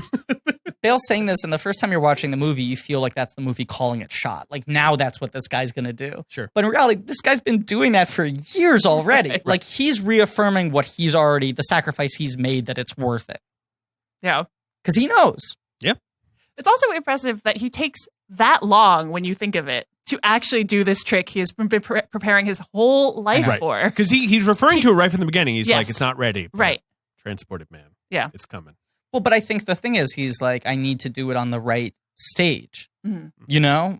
If I blow it too early, it's like my career has to build up to this. I need to do this at the moment when I have the right amount of eyes on me. You know, it's sort of like, you know, it's like a director saying, like, this is my dream project, but I can't make this until I have a couple movies under my belt. I need the Sure. experience Yeah, to be able to yeah. adapt this or make this script on the right budget. Yeah. You know? Like Yeah. the Prestige. Like the And yet when Prestige. he does it the first time, it is that really underwhelming with the It's- ball. I it's so love fun. how underwhelming it is. Yeah. I Just, like that like that he- scene is maybe my favorite in the movie. Yeah. Agreed. Yeah. Do you think he was like, how do I crack it? And then finally he was like, I know, a ball. A ball. Just like, and his persona, the professor is so terrible. sucks. Like he's Yeah. so bad. He's so He's so bad. bad at that part of magic. But then when he humiliates the great Danton later, he's He's a pretty lot good better. then. He is, Right. yeah. He's a good into roast it. comedian. he's like, ah! Yeah, no, and he's got the big mustache. And Uh-huh. like, yeah, right. He's finally figured it out a little bit. Right, because I was looking at those character posters, and it says, like, you know, Hugh Jackman is the great Danton. I was like, good fucking name. And then the other one says Christian Bale is the professor. And I was like, before I rewatched the movie, I was like, oh, right, he's the professor? The professor. That's his fucking persona? But no, he is Alfred Borden. Yes. And Sometimes Freddy, sometimes sometimes Borden. That's another thing you see when he corrects people which thing to call him. Right. One of them goes by Borden more, one of them goes by Alfred more. And Hugh Jackman is Robert Angier. Yes. Yes. Lord was it Lord Lord Caldor? Caldlow. Caldlow. Caldlow. He's changed his name because his family's embarrassed. Yes. And Piper suggests the great Danton. I go, a little foofy. Then she dies, So he sticks with it. and now he's got something to prove. But interspersed with all this is, yes, you see Robert going to Colorado to on the find train, Tesla, reading these notebooks, the trying to find Tesla. inventor of alternating current, who is being besieged. Like the D plot in this movie is that Edison's after it. Well, that's it. Like they are other two rival. They are. Like one who's like Yes. better, who's got the better product, but is like Right. worse at showmanship, Yeah. and the other who's like chasing him around. Right. He's And gonna win. He's gonna win. Yeah. And yeah, because that's the thing. Like Tesla's invented the coolest fucking thing in the world. Yeah. But his idea is like, what if I just put it in a stage and turn it on? Everyone's like, this thing's terrifying. Like I can't deal with this. And then he won't show up to explain it. Yeah. Right. Yeah. Right. And when Bowie's great. Yeah, So he's bad. If anyone's going to be like a wizard scientist on a mountain, it's like David Bowie. What an incredible movie. That's the one Nolan went Come for. to Yeah. my You know, he- mountain lab. That's very good. Thank you. Because I think, like I said, like Jackman and Bale almost Yeah. pursued the roles, but Nolan, I think, like went to a pilgrimage to Bowie and was like, "You are the only person I have in mind." Because he Please- hadn't done a please real do movie in a this." while. He'd done like playing himself in Zoolander for a scene, but I feel like this was his Yeah. first like dramatic performance in In a a while. long time. I think you're right. First since Basquiat? Basquiat. I mean, he is in like Everybody Loves Sunshine. I've never heard of that. It's some Me neither. British indie movie that never came out. Yeah, it's basically his first since he played Warhol Yeah. in Basquiat. One of the better Warhols. Who are other? I mean, Guy Pearce, Bill Hader. Yeah. Trying to think of Warhols. Who plays him in I Shot Andy Warhol? Jared Harris. He's good. Haven't seen that movie in a long time. Yeah. Anyway, Tesla. Yeah, right. So he's going to Tesla. We don't totally know why at this point, No. but And he's reading Bale's diary. Right. right. And Bale is reading his diary, right? By that Yes. point? Yes. Yes. right. Because we also have Bale in prison. Yeah. Right, Bale is in prison, and he's reading. Yeah, they're both With the reading each effects other's of the man diaries, he murdered. both of which they have written knowing that the other will read. Like you say, they love each other. They love each other. They really just want to be with each other. This movie has 2 unreliable narrators. Like most of the story is being told to characters. 3, because Cutter doesn't know Yeah. that Right. the trick he wasn't doesn't real. know who- Yeah, was real. Oh, so What good. a crazy fucking movie. I know, and I think that's one reason it maybe put people off. And I also think the fact that it's doing Nolan's favorite thing of sort of moving time around. Yeah. And Batman Begins does it, where it's like, let me do his origin, his teen years, and his Batman training all at the same time, just kind of muddled together. Like, so yeah, maybe people were just like, oh, he's just doing his whole thing. But it doesn't feel showy. It doesn't feel or like Westworld, which Jonathan Nolan was involved with, like where so much of the timeline was just to deliberately withhold information. Like it doesn't feel like that. Like I think that this movie feels very elegant in the way it jumps around. Agreed. Yes. I mean, Jonathan Nolan is definitely the lesser Nolan when it comes to this stuff. I mean, I enjoyed watching Westworld, but I did too. Yeah, but I mean, Inception even is a movie, that like is very heavy-handed correctly because it has to be to sort of make everything make sense. About like, look, we're cutting from this. We'll get to that. This. Yeah, we'll get to that. We'll have to go deeper. But we'll have to go very deep. But I do think for that episode. I do think this is a movie where everything builds up and builds into a point. Mm-hmm. Yeah. It's a very thematic movie, and it's very concerned with a select number of ideas, and everything ties into that. Yeah. And B, it's a movie and it's a smaller movie in a way, too. It's not a lot of characters. And also, by making a movie about magicians, the structure of the movie reflects the material. It's not just like, oh, look, it's a trick for the sake of a trick, which is the problem with a lot of twist ending movies is like, you built an entire movie just around the rug pull. And it's like, yeah, but is it a fucking movie? It's just a misdirect. But this movie is entirely about the notion of misdirecting people. Is this the best magic movie? I mean, what other I was ones gonna are say. there? Magic Mike. Now You See Me too. How do you feel about those?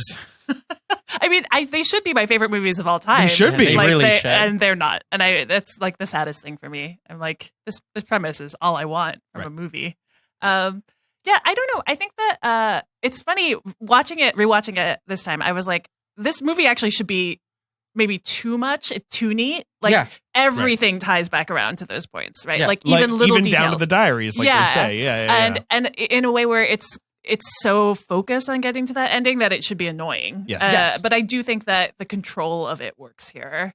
And I feel like to the point where the twist for me doesn't feel like a twist. It feels like the final reveal to help you understand these two characters. Correct. Yes. Exactly. That's why. I mean, that's why the movie works. Yeah. It's because it cares about the characters more than the muddled timeline or the Well, and that's a thing. the magic. The thing about Nolan is he is this guy of structures, of big ideas, of narrative twists. But I think he does, he's not a great humanist, but he does care about characters a lot more than a lot of these sort of cold, calculated master plan directors do. And that, like, he clearly fucking loves actors. He casts really well. Yeah. He has he's good a good director, dialogue. yeah.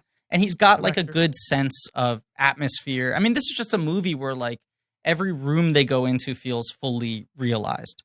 This is a well-designed movie. It's got a great sense of I time love and the place. field of lights. Right. The field of lights is beautiful. Beautiful. The hats. The theaters the theater spaces when they're setting up. Like, And it feels like the world is fully realized, and it's got such a good, like, I feel like by default this has to be the best magic movie because this is the movie that feels like it represents magic the best. Like, in movies about obsession or about like a field or an industry, what I love is when I see it and I'm like, fuck, I want to be a magician. Yeah. Where the movie makes the thing look so compelling, even if it's fucking up the character's It makes life. it look so satisfying to get it right. And you're like, this is the only thing that anyone should do is magic. Right. Yeah. Well, it also gives you that sense of like every little niche community where you're like, this person's a big shot in it and everyone's gossiping about these other people. It gives you the sense of the world of magic as like something that exists and that is. But it's like that thing of like watching like Jiro Dreams of Sushi and being like, oh, fuck, I should cook.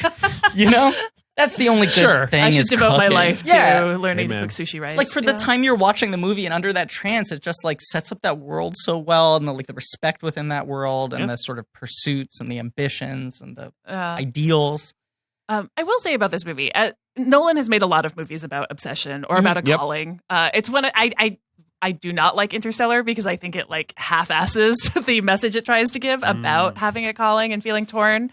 But I think this movie is the best at that because it also is not afraid to have its two main characters be monstrous at times. Yes. You know? Like that. And it doesn't not, really want to redeem them. Right. Yeah, and it does not require you to go along with them in this obsession. It just allows it to be there. You know? Because to me, it's like when Borden does reveal, like, it's a twin and we've committed to this.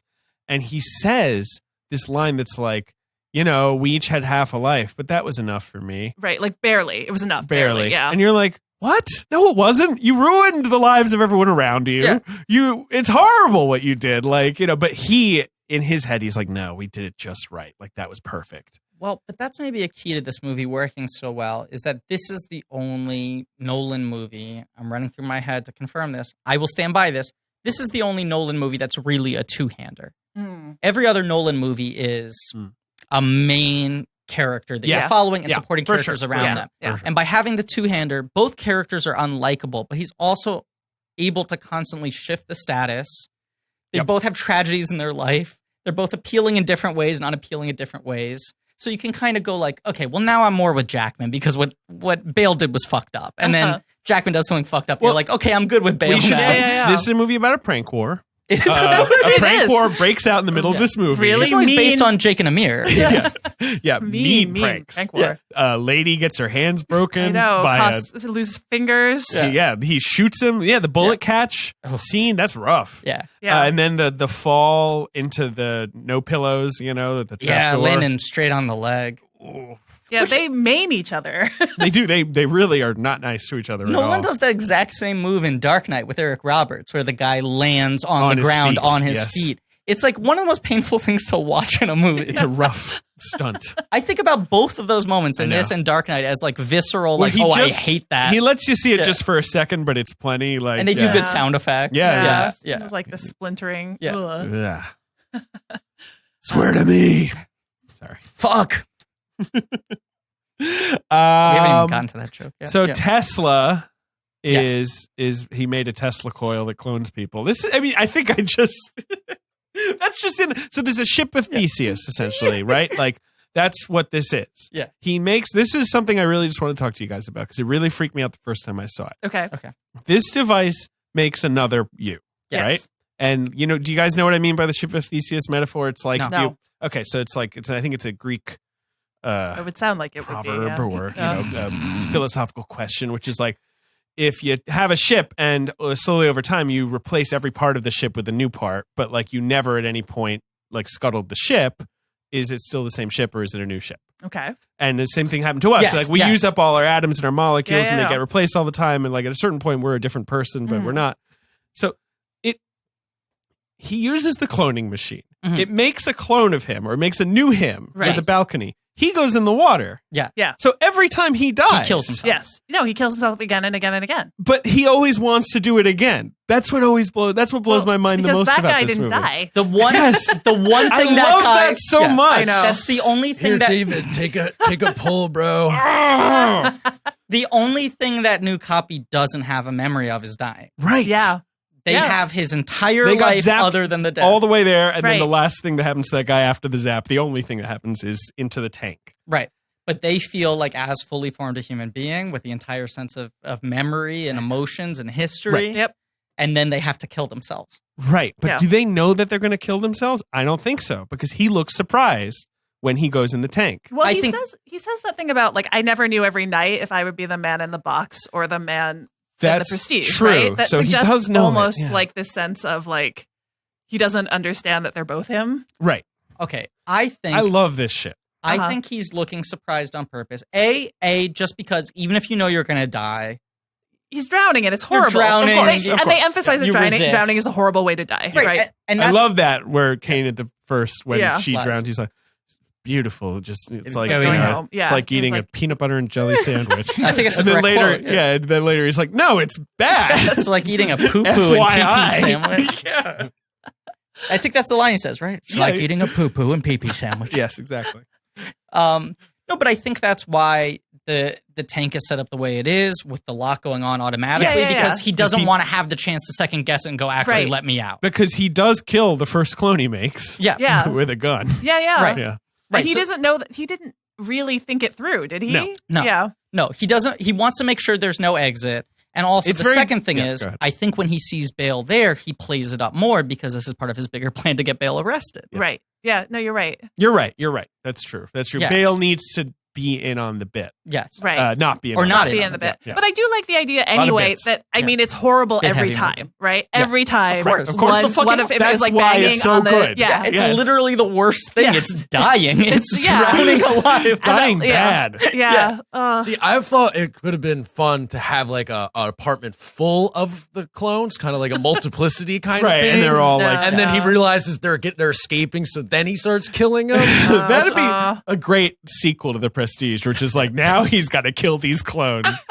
But I mean, Or they that's- start a pizza place. But that's like in Multiplicity. yes, exactly. But that's what the plot with the drunk actor is. You know, that's Right. where he's trying to do that, where he's like, well, what if I just have a clone and I just like, and Yeah. then immediately, And of he course, can't bear it. No. He doesn't want that. he doesn't want that guy No. getting the applause. And of course, the guy is like, oh, you need me. So, you know, whatever. Give me a ham sandwich. I don't know what he wants. I'm just going to go to the bathroom quickly. I'll be back in a second. Okay, sure. I usually pull this trick.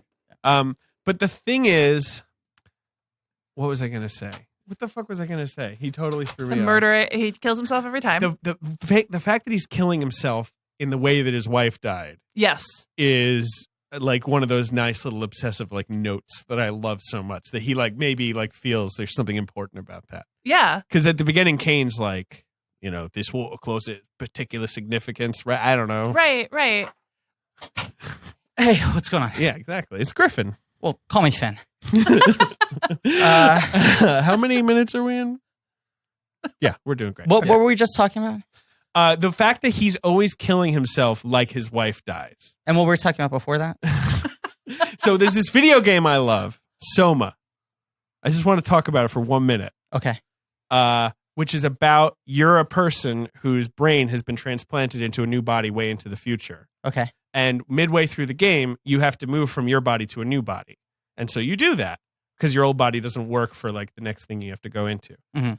And then when you're in the new body, you're confronted with your old body is right there. Mm. And the computer's like, well, yeah, that's you too. We copied you. We didn't. Like- Oh, it that's you replaced also. You're Not- also not still that's there. you too. Yeah. And It's not the band. No, it's not the band you two, unfortunately. And like, and so they're like, and so what do you want to do about this? Do you want to kill this thing or do Yeah. you just want to let it live? And you get to pick because it's a video game. Of course. You know. And I love just that idea, that the copy paste, you know, where it's like, you got the old one to worry about. Yeah. You know, Right. you can't just move consciousnesses. You just made another one that's the exact same. Or is Right. it? Yeah. Well, Yeah. especially like when you've got Bale's character sharing his life with this double the whole time. Yes. And Jackman's first instinct is like, we got to kill him. Yeah, We can't have two me's out there. And he's an A-list movie star, and Christian Bale's like a committed character actor, and that fits both of their vibes. Have I ever told this story about the DP on Terminator with Christian Bale? This you're doing this? No, you haven't. Well, yeah, you've told the story. Yeah, no, you said that earlier. Yeah, he always does the light thing. On this episode? Yeah, on this episode. Right. Yeah, of course. You know, Bale's better at it, or what's his name? Borden's better at it than you, Finn. Better what? God. All right. I'm just here to talk about the Prestige like I've always been. I've always been here talking about the Prestige. Well, is there anything else about the Prestige you want to talk about?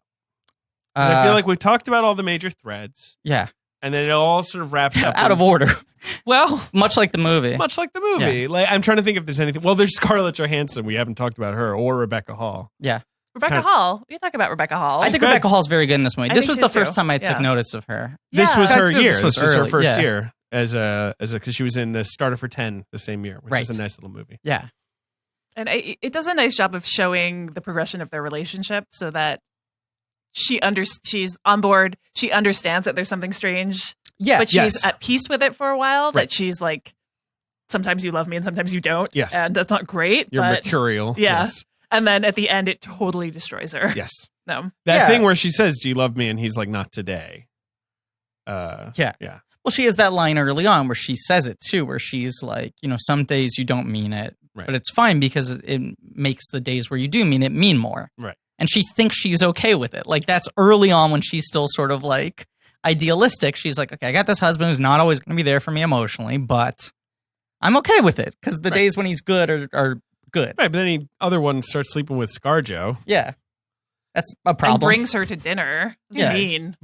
Yeah, he's an asshole. Yeah, the other guy, there's definitely a mean twin, an evil twin, and a good twin. There is. He's the punk twin. Yeah, he is. He's very punk. Very punk of him. And so you've got Olivia Wenscombe, the ScarJo character, in the middle here. Right. Who's the idea of her is she's being used as a pawn by Jackman, and she rebels, and she's supposed to have this big moment where she's like, asserting herself. But then I feel like that just doesn't. Well, she knows that they're both using her, right? That's like the thing. they basically tell her, like, we're using, like, both of them are like, we need something from you, right? And the character, I mean, it's just a weird character to me because everyone else sort of has these sort of fuller. Well, she also emotional she's supposed to be more desperate than I think they really, when she's sleeping at the theater and things like that. The idea that she really has playing nothing it all else. wrong. Yeah. Yeah, there's not a lot of interiority to her, and she plays it just like some kind of like happy to be here. And I think she's genuinely struggling with the accent. I think so She's too. I pretty think that's a bad at big it. part of it. I think that's a big and it kind part. of fades away by the end. It does. She's barely doing it. Because you kind of feel like Rebecca Hall in this exact same role would have made it into something. It's still not a very well written character. It's mostly a plot function, but you would have bought it being a fully rounded human being who seemingly had their own interests. Whereas with Johansson, you just see her going like, I better not fuck up that next word. You know? And like Andy Serkis he's doing a better job with the same way. Yeah. He really is worried about his cat. Yeah. Like, I love that. Right. He's like the He's least like, important "You're character in the responsible for movie. this cat, Tesla." But you got the one thing that matters to him, which is I the may cat. be your dog's buddy. I may have moved to Colorado Springs to the top of a mountain, but don't kill my cat. Do you have that thing where whenever you see Andy Serkis in a live action movie, you wonder how it would look in mocap? He just has a weird looking face. He's got a weird face, and he also is a big actor. Yeah, so it's like he when I does. see him like in something like this, where he's like having fun chewing the scenery for a couple scenes, I'm like, so if he was like a monkey doing this, would it look a little more naturalistic? I always think of King Kong. Yeah. And the worm that looks like a penis just Eats eats him. his He gets face. eaten by a That's, penis. always like what I think whenever I see his face. And It's Peter just like Jackson going was like, "Hey, Andy, great news! I'm gonna let you be on camera for this one." How do you feel about living penises? Yes, just 6 foot eating penises. your You head. ever want to get eaten by one? What were you gonna say, David?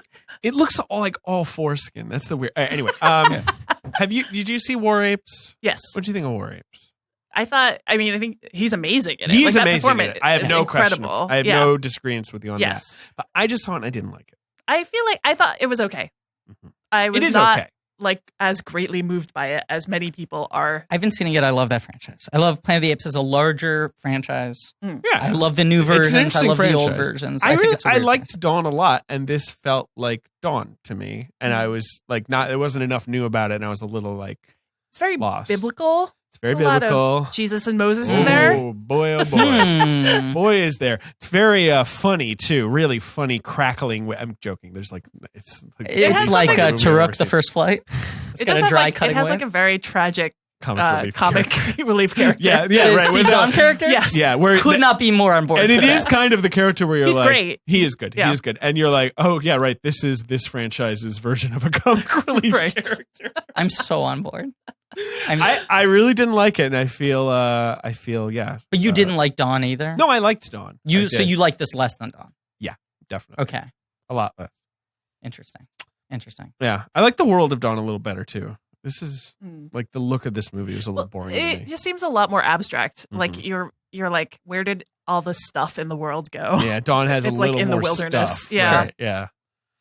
Anyway, just wanted to get your take. I haven't Happy talked to to anyone weigh about in. it. Yes, All apes thoughts. apes. Yeah. So Borden is hung by the neck until he is dead. We are doing this in such a scattered way. Well, what am I missing here? I feel No, like we've I done mean, I It's a everything. hard think that's movie to pretty talk much- through. It's It is. very hard Yeah. to talk through unless you literally have like a plot synopsis in Yeah, or front like of a you shot to by remember shot breakdown Right. because it jumps all over the place. It does. Right. But essentially, Jackman's gotten this magical machine, realizes the sacrifice it's going to need to take, Bale is hung in jail, but only after. That's the other element we forgot. Abracadabra. Is that Jackman? There has been a man who's been Roger offering Reese. money, Roger Reese, yes. right, representing another man, Lord Caldwell. Being like, can I have Yeah. your secrets, your tricks? And he's hoping, he just wants to set up a good life for his daughter. Right. He's hoping he's going to be able to get out of there. Yeah. And reluctantly, he's given up more and more and more.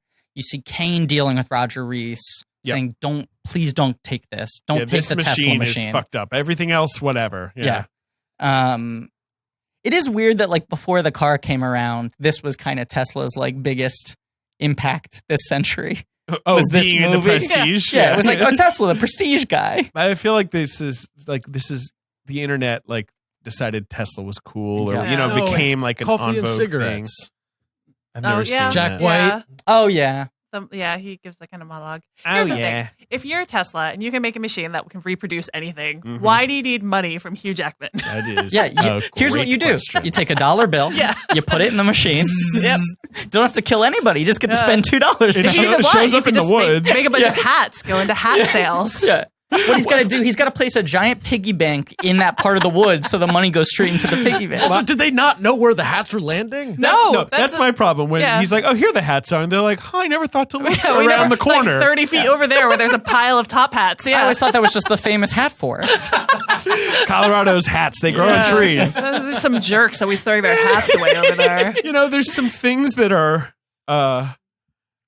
impressionistic. movie logic, Yes, as- and those yeah. images, like the image of the hats is so good. Yep. Like the image of the blind assistants, like they're so cool. The all light that bulbs stuff. going into It's the great. the Yeah, ground. the That's ground, incredible. it's so good. That's the other. I mean, so like Nolan at this point wasn't getting Oscar noms except for Pfister Yeah, Pfister got a nom for this, and he had gotten one for Batman Begins as well. Yeah, And he wins for Inception. right. Do you feel like if this movie came out now, it would be an Oscar movie? Possibly, yeah. Right? Not only I feel because like our ideas of Oscar movies Yeah. have changed a lot. that's in the last thing. Because I was 10 going to say, years. not only because Nolan is more famous, but also because, the Oscars have turned in a major way away from and Which a lot of that has to do with Nolan. I mean, we talk about does that in our a Dark little Knight bit. episode, but a lot of it is that there was like such a sort of mental collapse after that movie didn't get nominated, where they were like, more films. What did the kids like? is Pfister ever going to be a DP again? You know the guy. Or is he just doesn't want to do it anymore? He's a great DP. Yeah, the sense I guess he doesn't want to do it anymore, but he's one of the best living DPs. He's Yeah. a great DP. Anyway. Yeah. His last movie is Dark Knight Rises. That's it. Yeah. Like as a DP, I mean. Yeah, and Moneyball before that, which I think is an incredible, Beautifully looking shot movie. That's what I'm Yeah. saying. A It's movie not that's just so, Nolan. could be so uncinematic. No, it's and wonderful. he does a lot of really interesting stuff in that movie. Yeah. But anyway, Abracadabra, Borden dies.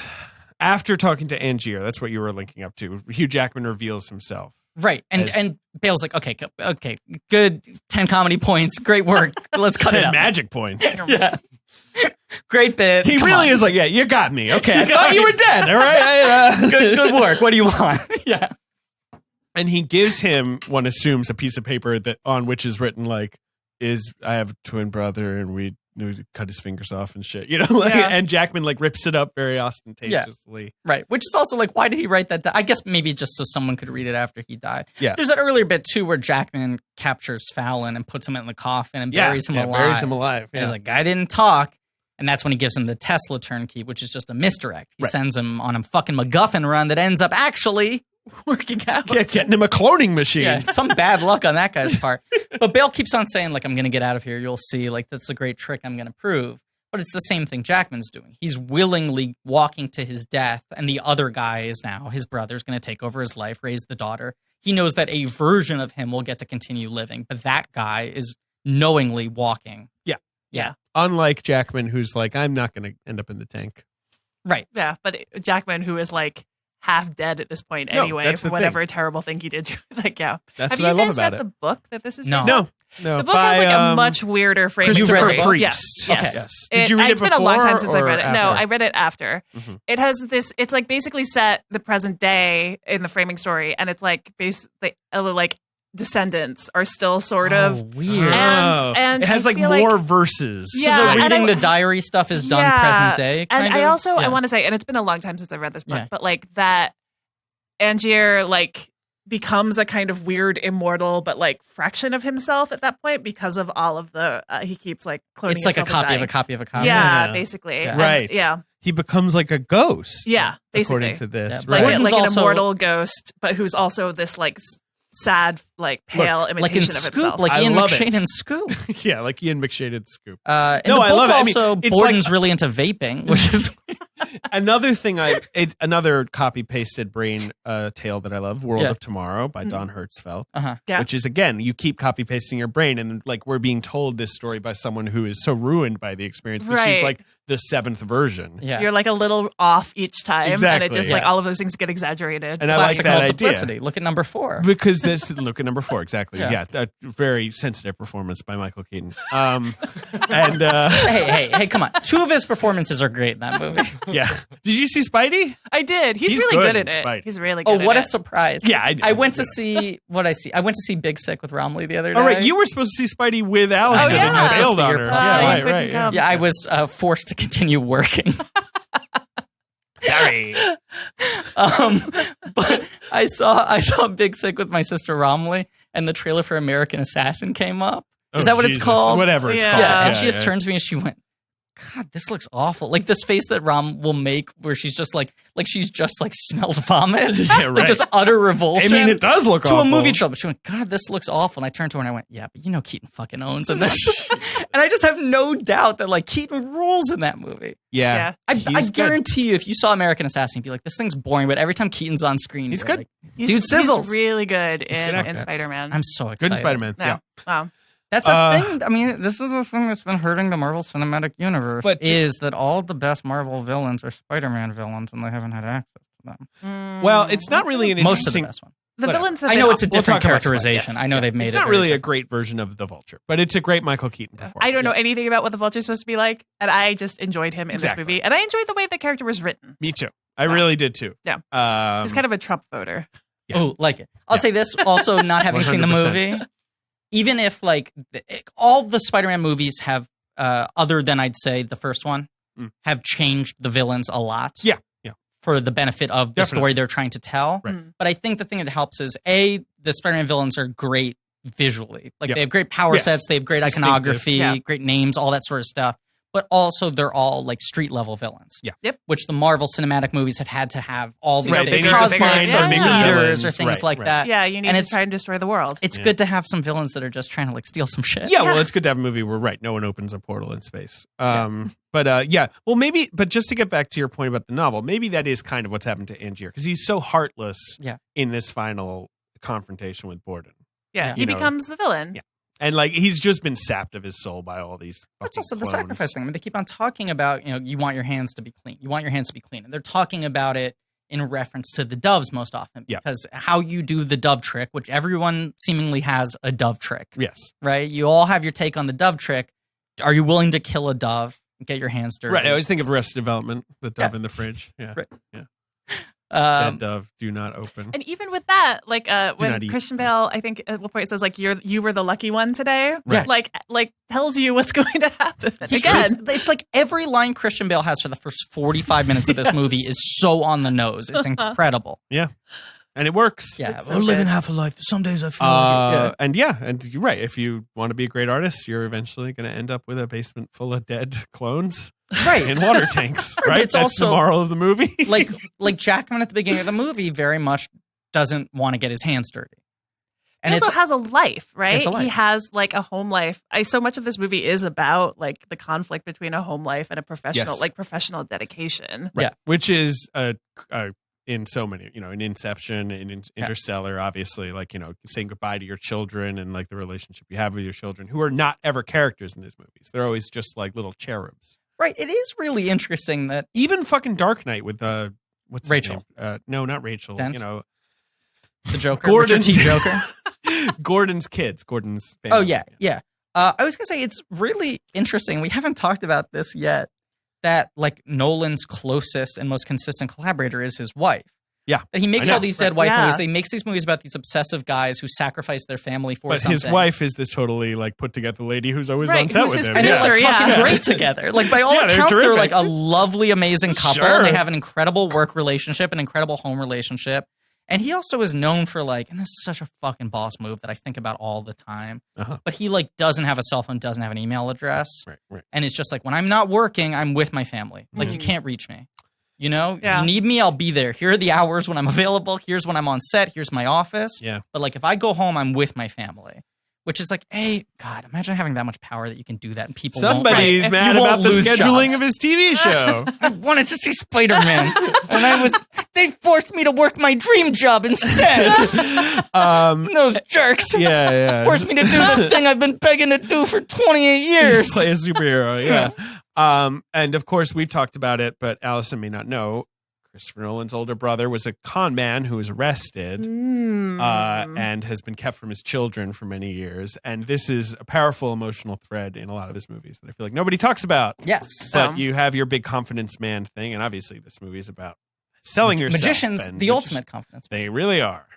Anyway, I don't know. Is there any other prestige stuff? Can we play the box office game already? Let me just go to the bathroom quickly before No, we play very quick, sake. very quick. It's just number one. It'll be very quick. David Julian did the score for this, as Okay. he did for Memento and Insomnia. Mm. And it's the last time they work together because then he becomes Zimmer, you know. Yeah. I But like the score in this movie. I do too. I think David Julian does these nice little synthy scores for him. Yeah. And then it's all Wong. Trying to think. Lee Smith edited this. Who's hello. Who's this guy now? Yeah. Right. Who are you now? Was there a third one? Yeah. Are you the drunk actor? I don't know, maybe. Yes. Oh, it's such a good. Hey, don't vomit there. I'll vomit wherever I want. This is All right. terrible. So this movie. Oh, Yes, no. What do you want to say? The one thing about the drunk actor is that it's basically Hugh Jackman making fun of himself. It is. It's such a perfect way of like his kind of hammy, he's a bloated ham. thing. Yeah. No. Anyway, go on. Sorry. You're totally right. No. You're totally right. All right. Who am I supposed to be, Griffin or something? He's doing a pretty good yeah, job. I like that. Okay. Okay, box office game. What's going on? Box office game, Allison. To explain, I played is Caesar. It's easy. I'm looking at the week this movie opened, I remember it was a week number one. It opened at number one, but a soft number one. and Griffin's going to try and guess, and we're going to discuss the other movies. October 20th, 2006. So number one was The Prestige, but Yes. opened to like 14. 14.8 million. Wow. He's fucking good at this. It opened to 14.8. It grossed 53, 109 Decent multiplier. worldwide. Decent multiplier. October, movies stick around. Yeah. So number two is a movie that's been out for 3 weeks and is going to make a lot of money. It's already made a lot of money. It's like a big word of mouth hit. It's a crime movie. Don't want to say a lot because it'll give it away. 2006. Yeah. Had it been number one, or has it been just trucking around? It's been out for 3 weeks. It's a good question. Had it ever been number one? Yes, it opened number one. Then it's number two, number two, number two, number two. Yeah. Jeez. And it eventually makes 132. And it wins some awards. Oh, it's The Departed. Yeah. Okay. It's too easy. We already discussed it. It's hard to give it Yeah. away. Right. All right. Number three was the movie I think a lot of people thought was going to win Best Picture, or at least challenge for Best Picture this year. It's opening this week. It was a huge bomb. Dreamgirls? No. No, that opens like Yeah, no, and that did really well. it did do really well. People No. thought it was going to... Okay. It opens at 10 million third at the box office. It's like by a legendary director. It's about a very sort of classic Oscars. Alexander? No. That's 2004. Yep. Okay. Legendary director, classic Oscar theme. Genre, yeah. It's a classic Oscar It genre. had a sister movie the same year. Oh, well, yeah, I gave it away. What am I supposed to do? I'm about right. to- The board Allison. the board into its Freddy. Allison, what's the movie? Oh God, I don't know. Flags of Our Fathers. Yeah. Oh, That was a big bomb. I didn't know it was that big a bomb. Big bomb. Huh. Big bomb, bad movie. 33 million on a $90 million budget. And yet, Letters from Iwo Jima is a great movie. It's weird.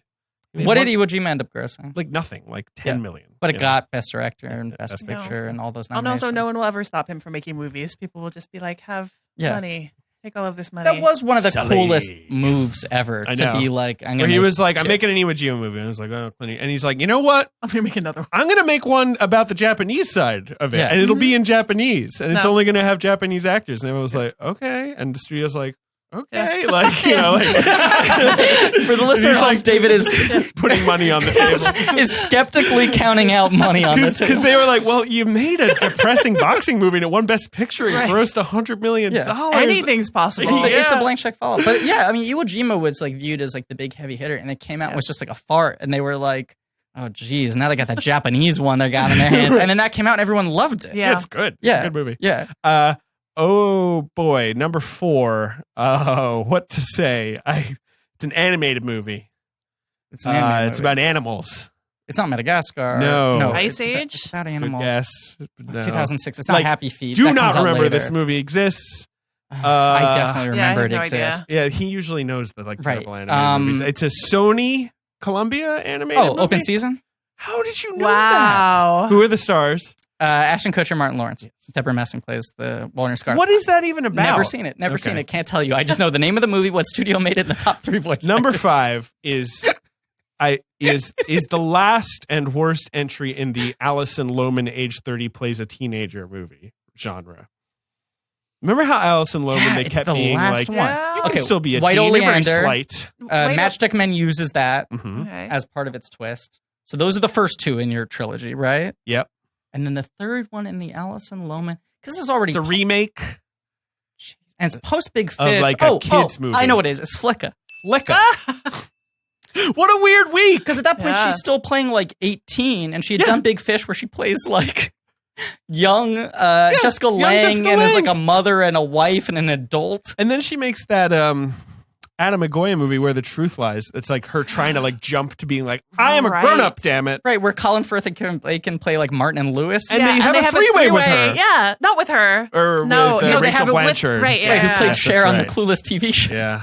That movie's weird. It's really weird. And then Alison Weird. Lohman stops making movies. All right. She yeah. married one of those 2. Well, she was in Drag Me to Hell as well. It's around there. That's her like last Yeah, one. yeah. She That was a married good either movie. Neville Dean or a good Taylor. Really? Did she? Yeah, Who knew? I knew because I was What like, happened what? to them? Remember when they were the split next? up. Yeah. They made started Ghost making- Rider 2, and then they split up. Yeah. Ghost and Rider the- 2 so it's bad. never been the same. The only acting she's done Neville since Dean.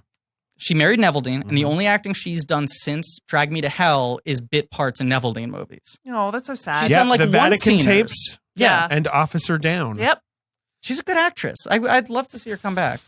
So it's really hot in here, so we're going to wrap up. But Sure. some other movies that The Grudge 2, the American Grudge 2 Sure. is in there. Man of the Year. That was a big flop. Man, the year was a big Is that flop. the Robin Williams one? Right, which was Yeah, sold yeah. as what if What Robin if- Williams became president? And that movie's actually a thriller about vote rigging. Do you Yes. know that? Yeah, No. it's a fucking I did weird. not Isn't know it a that. Barry Levinson movie? It's a Barry Levinson movie, Yeah. and they sold it as it was like It whenever was like, what if Jon Stewart was the because president? everyone was Yeah. saying that at the Right, time, right. like, oh, what this guy should be in the office. So the movie was sold as like Robin Williams wearing the powdered wig Yeah, and just like yeah. making bits and whatever. The movie is 50% Laura Linney playing an FBI agent who's investigating voter fraud, and it turns out there was like Right. that movie might actually be very relevant now. Yeah. Wow. Sure. Marie Antoinette opened that week. Wow. Relevant as The Beguiled is crushing at the box office Yeah. right now. Yeah. Which is actually kind of crazy. I know. It just crossed 200 million. It's just, but you know, Yeah. The Beguiled is short, it's watchable, and it's got an ending. Like, so you know what? People probably walk out of it, they're like, I had a good time. I think it also has a poster that promises like sexiness. Yeah. Good and, marketing like, campaign. Yeah. Boy, They're getting that away movie- with some of the like Spring Breakers thing of being Yeah, yeah. like, look, this movie's like fucking shit up. Yeah, and then you're like, no, And then, no, it's actually, artsy, it's like, artsy, yeah. it's artsy. Sophia Coppola doesn't know what a sexy thing is. Yeah, I mean, right. I like her, Yeah. okay, and I like the movie because it has Just Colin like, Farrell but in all it. of the like hashtag vengeful bitches, and you're like, that Weird is not marketing. representative. That's some of Spring that Breakers movie. shit. Yeah, I remember yeah. I saw Spring Breakers in What studio? Is it Sony Pictures Focus? Classics? Yeah, I think it's Focus. You're right. Yeah. but it feels like a very A24 campaign. Yeah. I saw Spring Breakers in Atlanta, Georgia. Mm. I was like filming something there, and it was the weekend it went wide, and I saw it in a theater with just Georgian teenagers.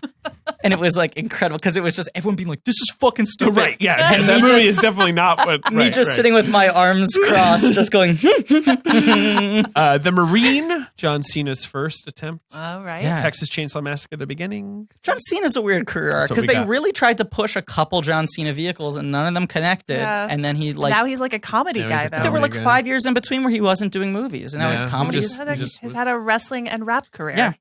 And he's the He's voice rapper? of Ferdinand I think the he Bull. does have like Really? a rap. album, I want to say. No, I know Amy Nicholson, who we just had on the show, is one of the biggest John Die Cena Hard. stans I know. I think he's really funny. I was about to say, do you he's- scare? I think he's funny too. I Yeah. think he knows what he is, and he's like good at using Hey, look, his that's sort the of key to presence. being a good movie star Yeah. is awareness, a You- sense of how you play. all right, so we're done. Allison, thanks so much. Thank for you being so on much the for show. being here. That's good. I've So only hot in here. sweat out half of my body weight. Yeah, That's good. perfect. Same. People should follow you on Twitter. People should listen to Filmspotting SVU. You People work should on listen to the BuzzFeed. press, read BuzzFeed. What else? That's Wanna it. That's plug all I got. anything? Yeah, You know, don't friend me on Facebook. I'm just leaving that hellhole behind. Oh Jesus! nice, Of course not. nice, cool. It's literally just like my aunt at Yeah, this point. it's just like a my whole disaster feed all the time. Yeah, yeah. Yeah. A lot of hot takes, though. I don't know. I mean, Facebook. My aunt's got some hot takes. You're not wrong. She's a hot taker. Yeah. Prestige. So next week is Dark Knight, probably. Correct. Or that we're gonna have the DCM show drop somewhere in there. So maybe I can't remember. Let's say that. I mean, we've publicized it on social Yeah, media, Peter but I think it Serafinowicz. maybe will happen after that. Yeah. We did an episode with Peter Serafinowicz, my co-star on The Tick. Yep. That was a flashback to our Star Wars days. It's Talkin' Maul. Talking 45 minutes just talking about the process of playing it's just, Darth Maul's voice for 4 lines in a movie. just great. Just a great. It's great. It's a great episode. Everyone's going to love it. And then after that, yeah, Dark Knight, and then Inception, and yeah, we're trundling along. Yeah, we're trundling. We're definitely trundling. Shut up. All right, I'm done. Wrap it up. Allison, thank you for being here. Please, listeners, remember to rate, review, subscribe. Go to our Reddit for some dorky shit. Yeah. Big thanks to Ange Fergudo for running our social media account, Joe Bowen and Patrick Reynolds for doing our artwork, Lane Montgomery for the theme song. Yeah. And as always, David, I was 3 people the whole time. You were 3-person the whole I time? was 3-person but there's me. Ben, And you then hearing this? There's the twin brother and then the drunk guy. I don't know if you Oh. caught it because it was very subtle. Very subtle. Wait. Oh, so that was like a bit. This is me right now. Okay. Uh-huh. Yeah. Hi, this is me, the twin brother. You might notice my face is 5 pounds heavier. Right, Yeah. of course. And you have a septum piercing. You're a punk. Correct. Yeah. Yeah. And then hello, it's me.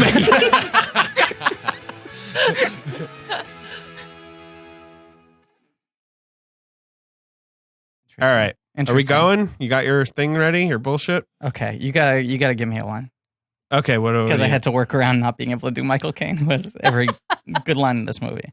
You have to say, was it good? Who am I? Scarlett Johansson, you decide how much you want to play. Was it good, governor? Oi. The other thing is, well, I'll save this for the mic. I don't all right. Was it good? Well, hold on. Okay. It's gonna be when I point to you. What's the would that help? Yeah. All right. Was it good? What is she sounds like ridiculous. It's very high pitched in the movie. Yeah, She's yeah. very breathy. Yeah.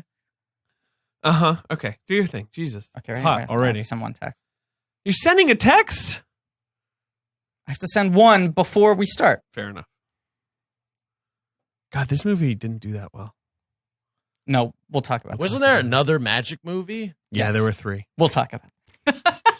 Like save it. It was save the it. year Okay. of magic. Okay, ready? He had a new trick today. Was it good? Fuck, I fucked it up. We got What the fuck are you doing? What? Do Michael Caine. I'm It's not- better I'm because not- it's funny. Oh. Do Michael Caine. Yeah, God do damn. Michael You have Caine. to do It's way Michael better than Caine. whatever Okay, this but if I'm is. doing it, it's long. That's the deal. No, that's fine. Okay. Michael Caine. No.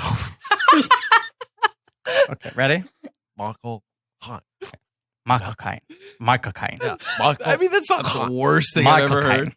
Yeah, you got it. Okay, ready? I'm ready.